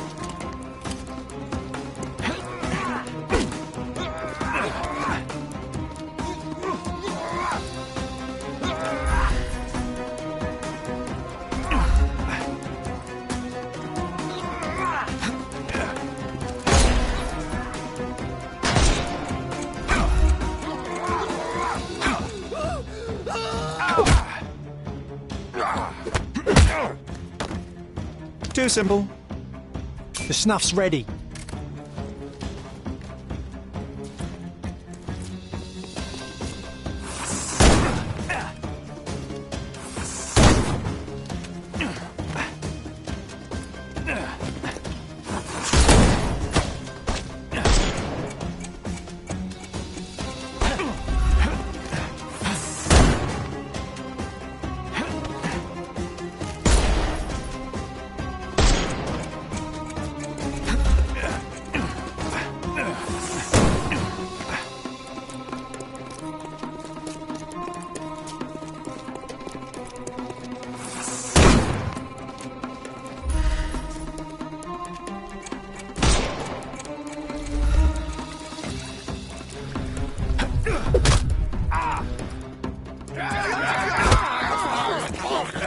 I'm coming for you.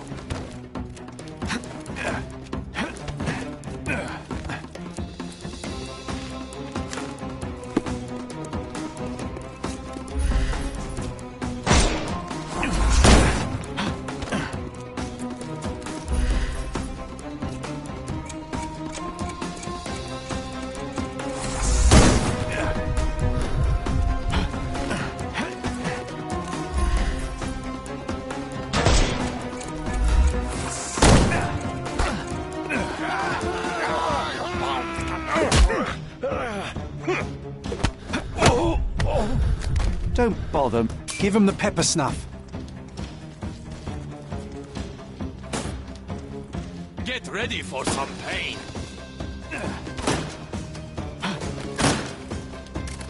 Overcome him, don't...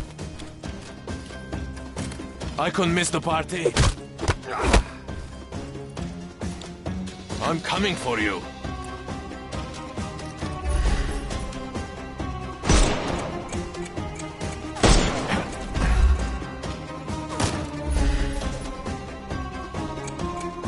I am invincible.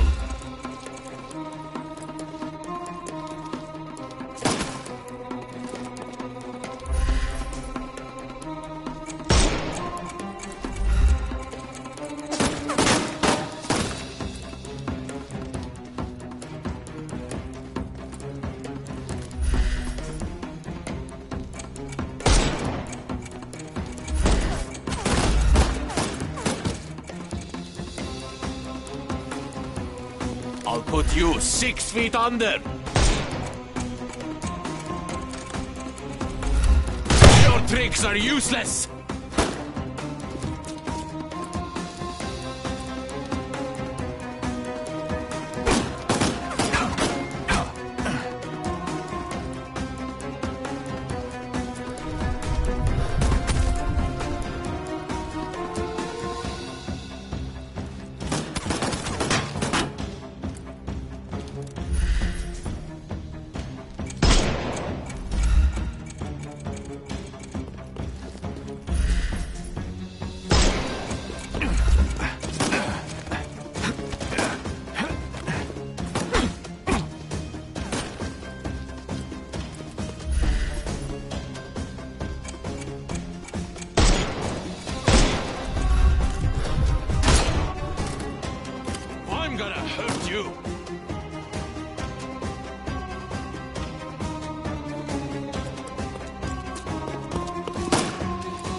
overcome him. Don't... I'm coming.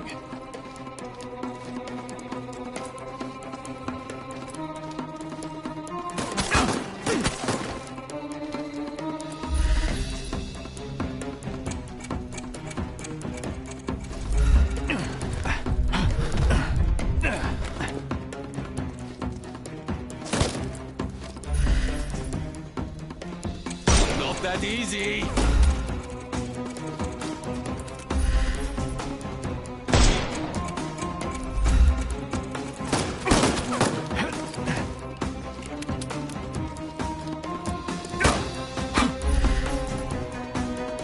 We can overcome the brute now.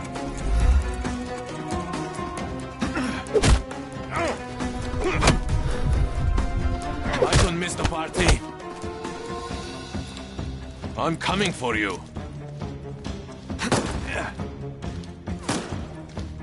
Eat lead.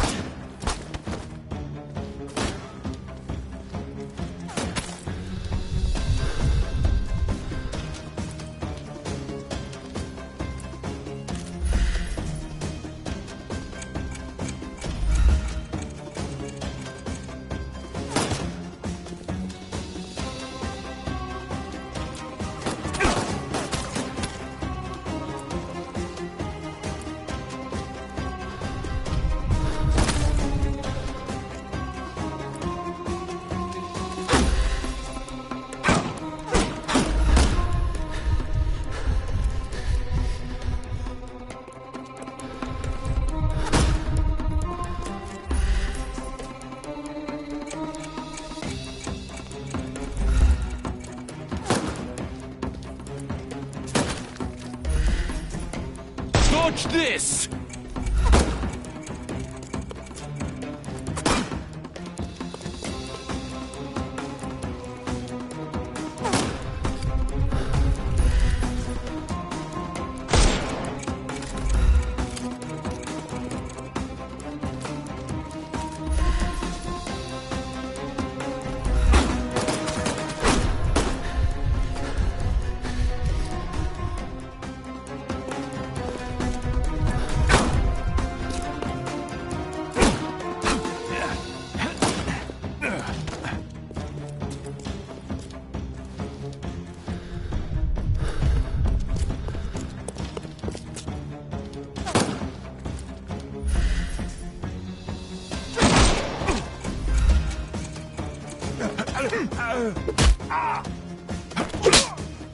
Too simple.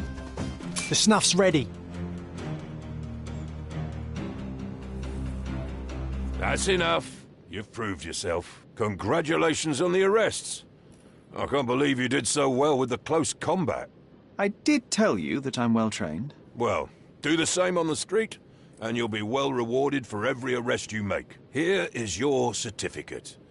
You are now an authorized crime scene consultant. Well, it's now your duty to make this city a safer place. Cordona won't ever forget it, but at the same time, it will never remember. I'll tell Stark all the necessary details about your successful certification. Congratulations.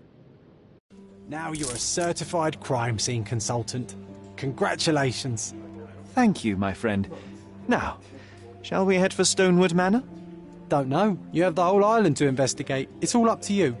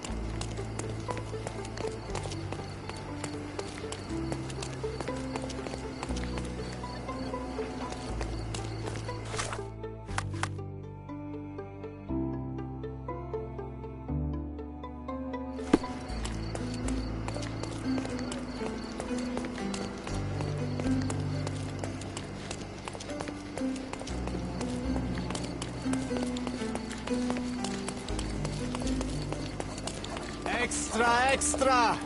Look at what you've done!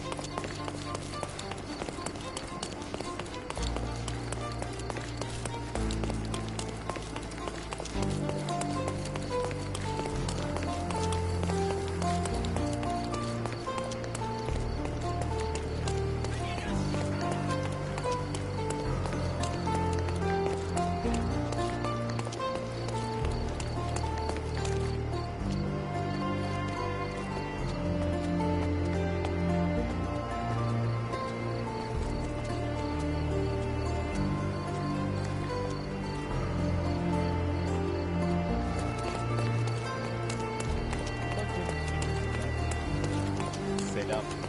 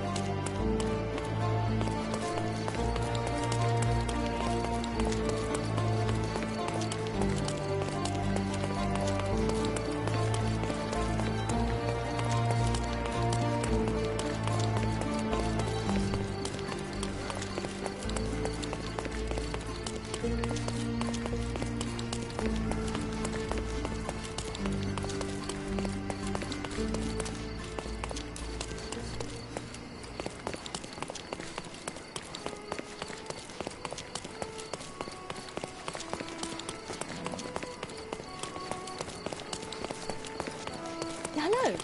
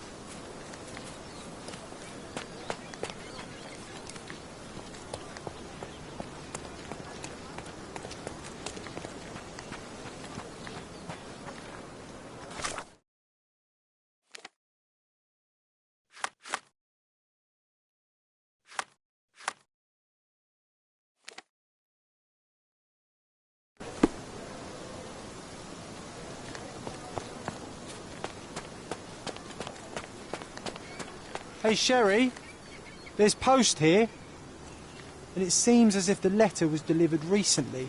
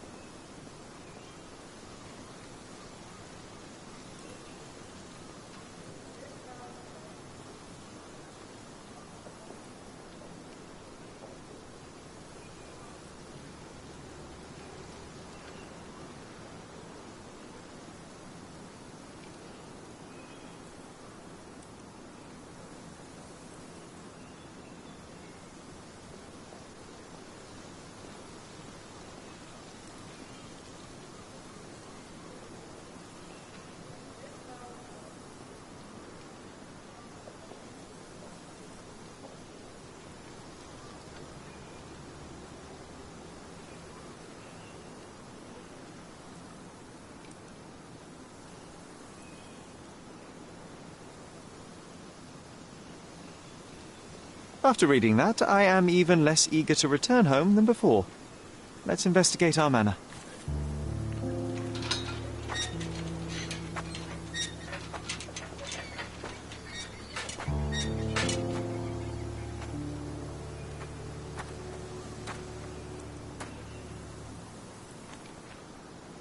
There she is. Our old manor. It's smaller than I remember. You were a couple of feet shorter back then, Sherry. Or maybe it's bigger on the inside.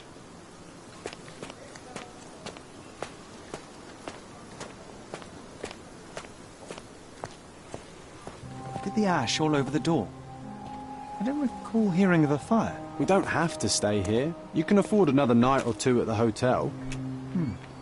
It's stuck. Oh well, let's just head back. They probably haven't even stripped our room yet. Come on. Must be locked. Move aside. Let me have a go. Seems fine to me, Sherry.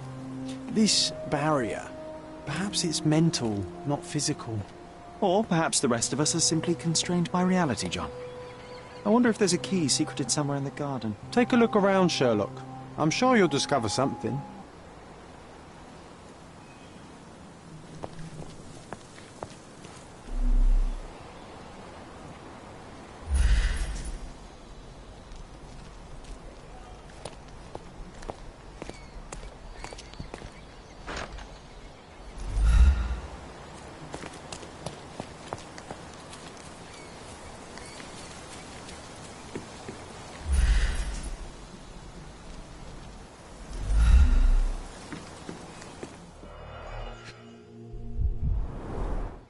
I did not expect these to still be here. It was enjoyable to practice using real handcuffs to make an arrest.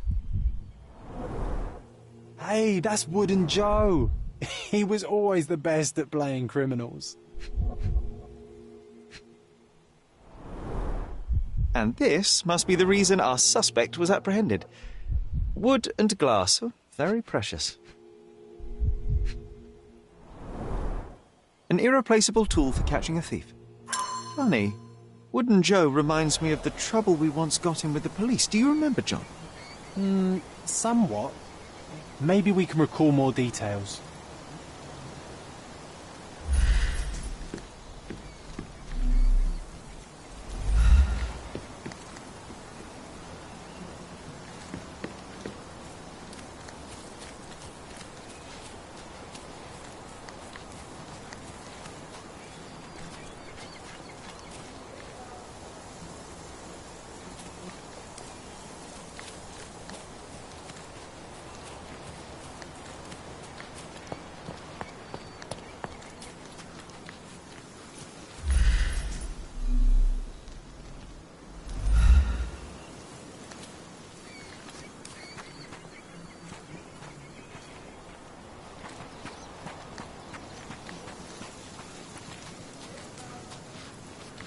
Why does this barn give me such an unpleasant feeling? Oh, I know. It's because Mycroft used an axe to shoo you out of here. It scarred you for life, but I enjoyed it.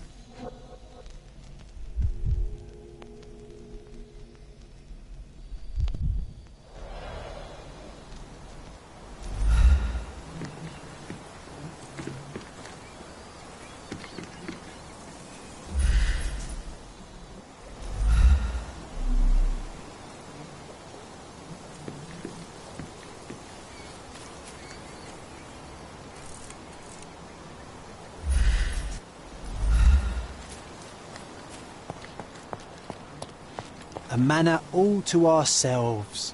Can you believe it, Sherry? I have so many ideas.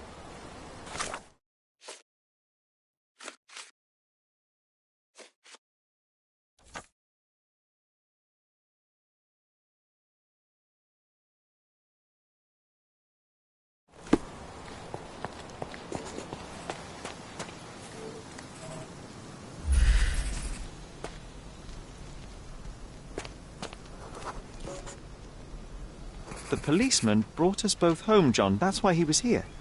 I'm pretty sure he brought something else with him too. Do you remember what it was?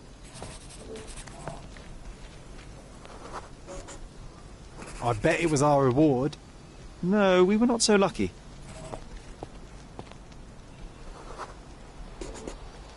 It was a set of lockpicks that we had used to sneak into someone's house. That's why we were arrested. Did someone come out to investigate all the commotion?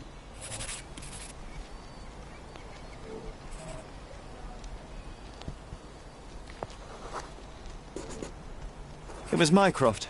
He smoothed things over and convinced the policeman not to press charges. The officer left and never returned. But we had to endure a serious talking to from my brother.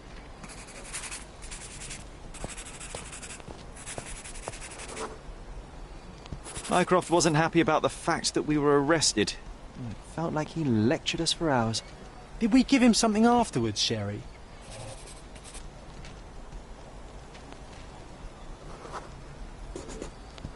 Oh, yes. Yes, now I remember.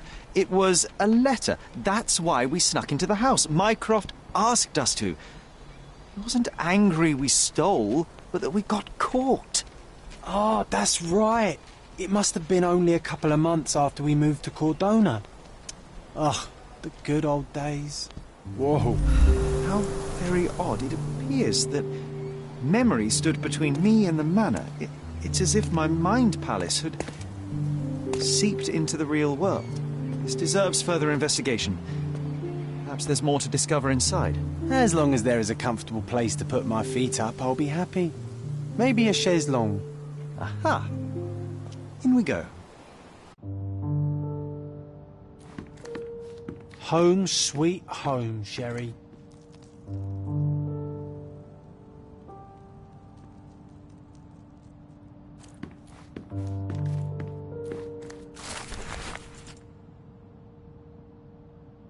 And I was wondering why it's so empty in here. There may be a small chance that some of our property could be found among local traders' wares. It is worth a look, wouldn't you say? I remember how angry Mycroft was about these marks.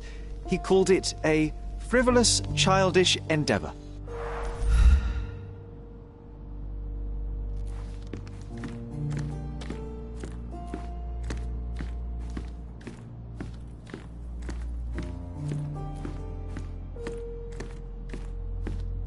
Another one.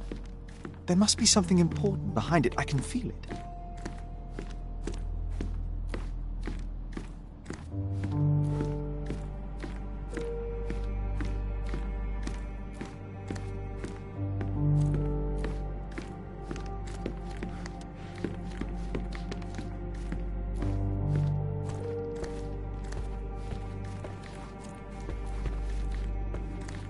I heard footsteps upstairs a second ago. Wait, do we have an attic here?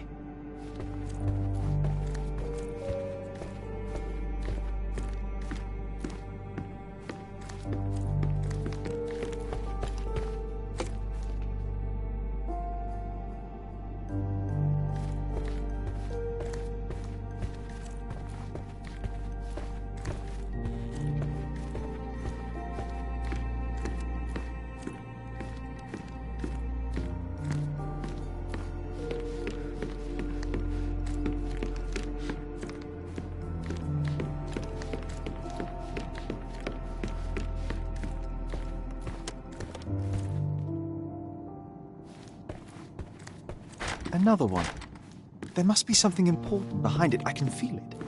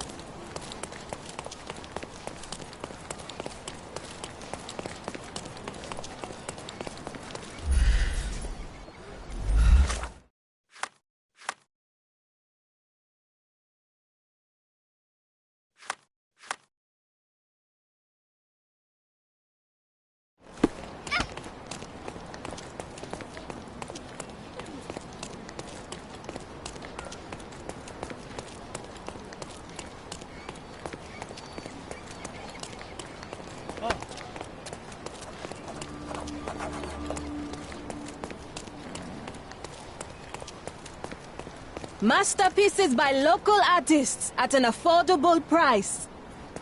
Sorry, I have nothing to offer you at present.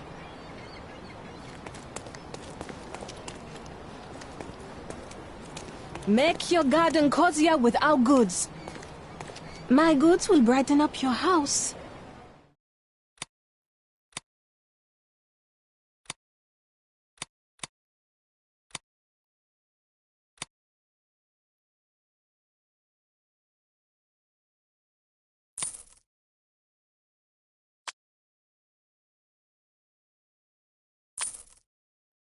Enjoy your purchase.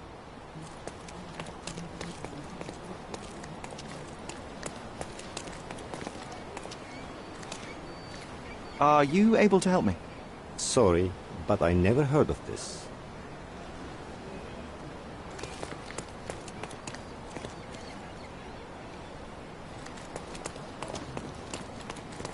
Garden statues. My goods will brighten up your house. Enjoy your purchase.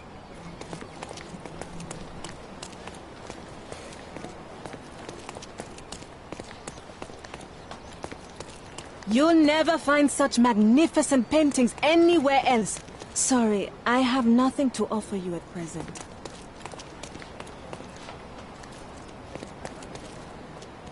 May I ask you something? There is no amount of money that would make me talk.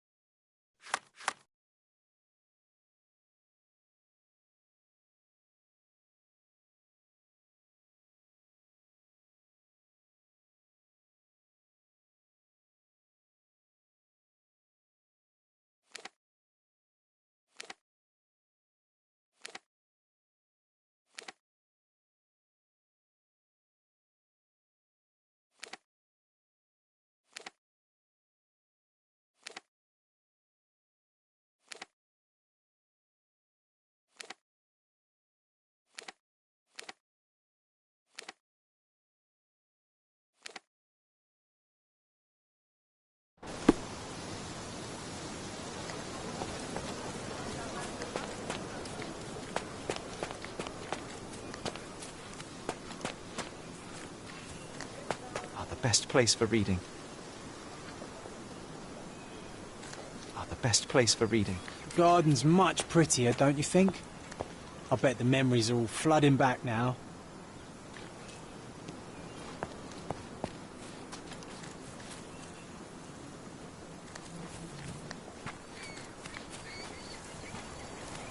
My mother liked the story of David and Goliath. She said it doesn't matter how small you are, you can always overcome any obstacle.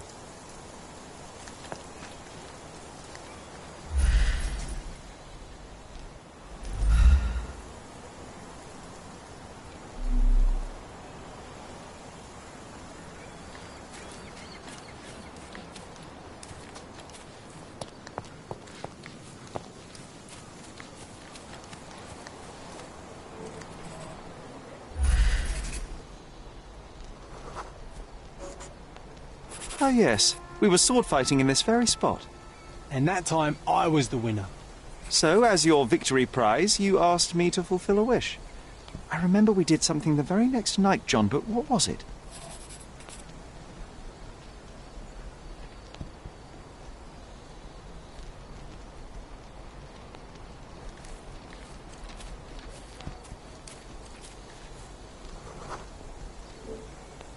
We've brought a cage with us. You insisted it must be made of iron. That's because we were preparing to hunt fairies in our garden. Everyone knows iron is the only thing that can hold them. And I was distinctly uncomfortable. It was a disguise, of course. Fairies are easy to scare off. unless you're incognito. And every trap needs bait.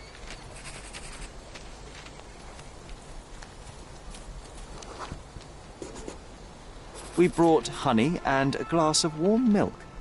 After 2 hours lying in wait, we noticed movement in the bushes. The fairies appeared at last.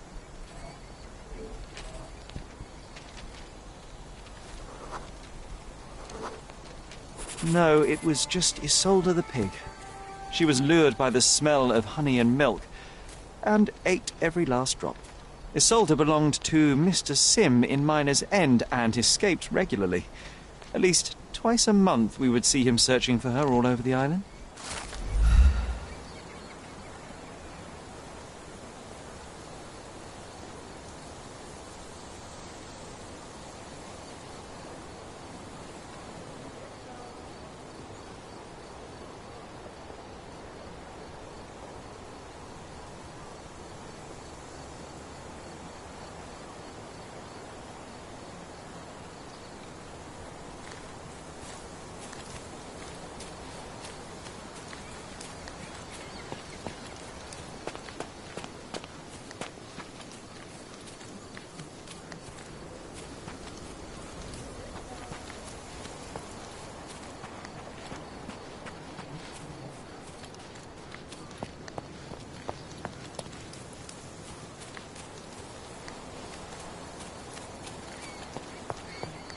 A manor all to ourselves.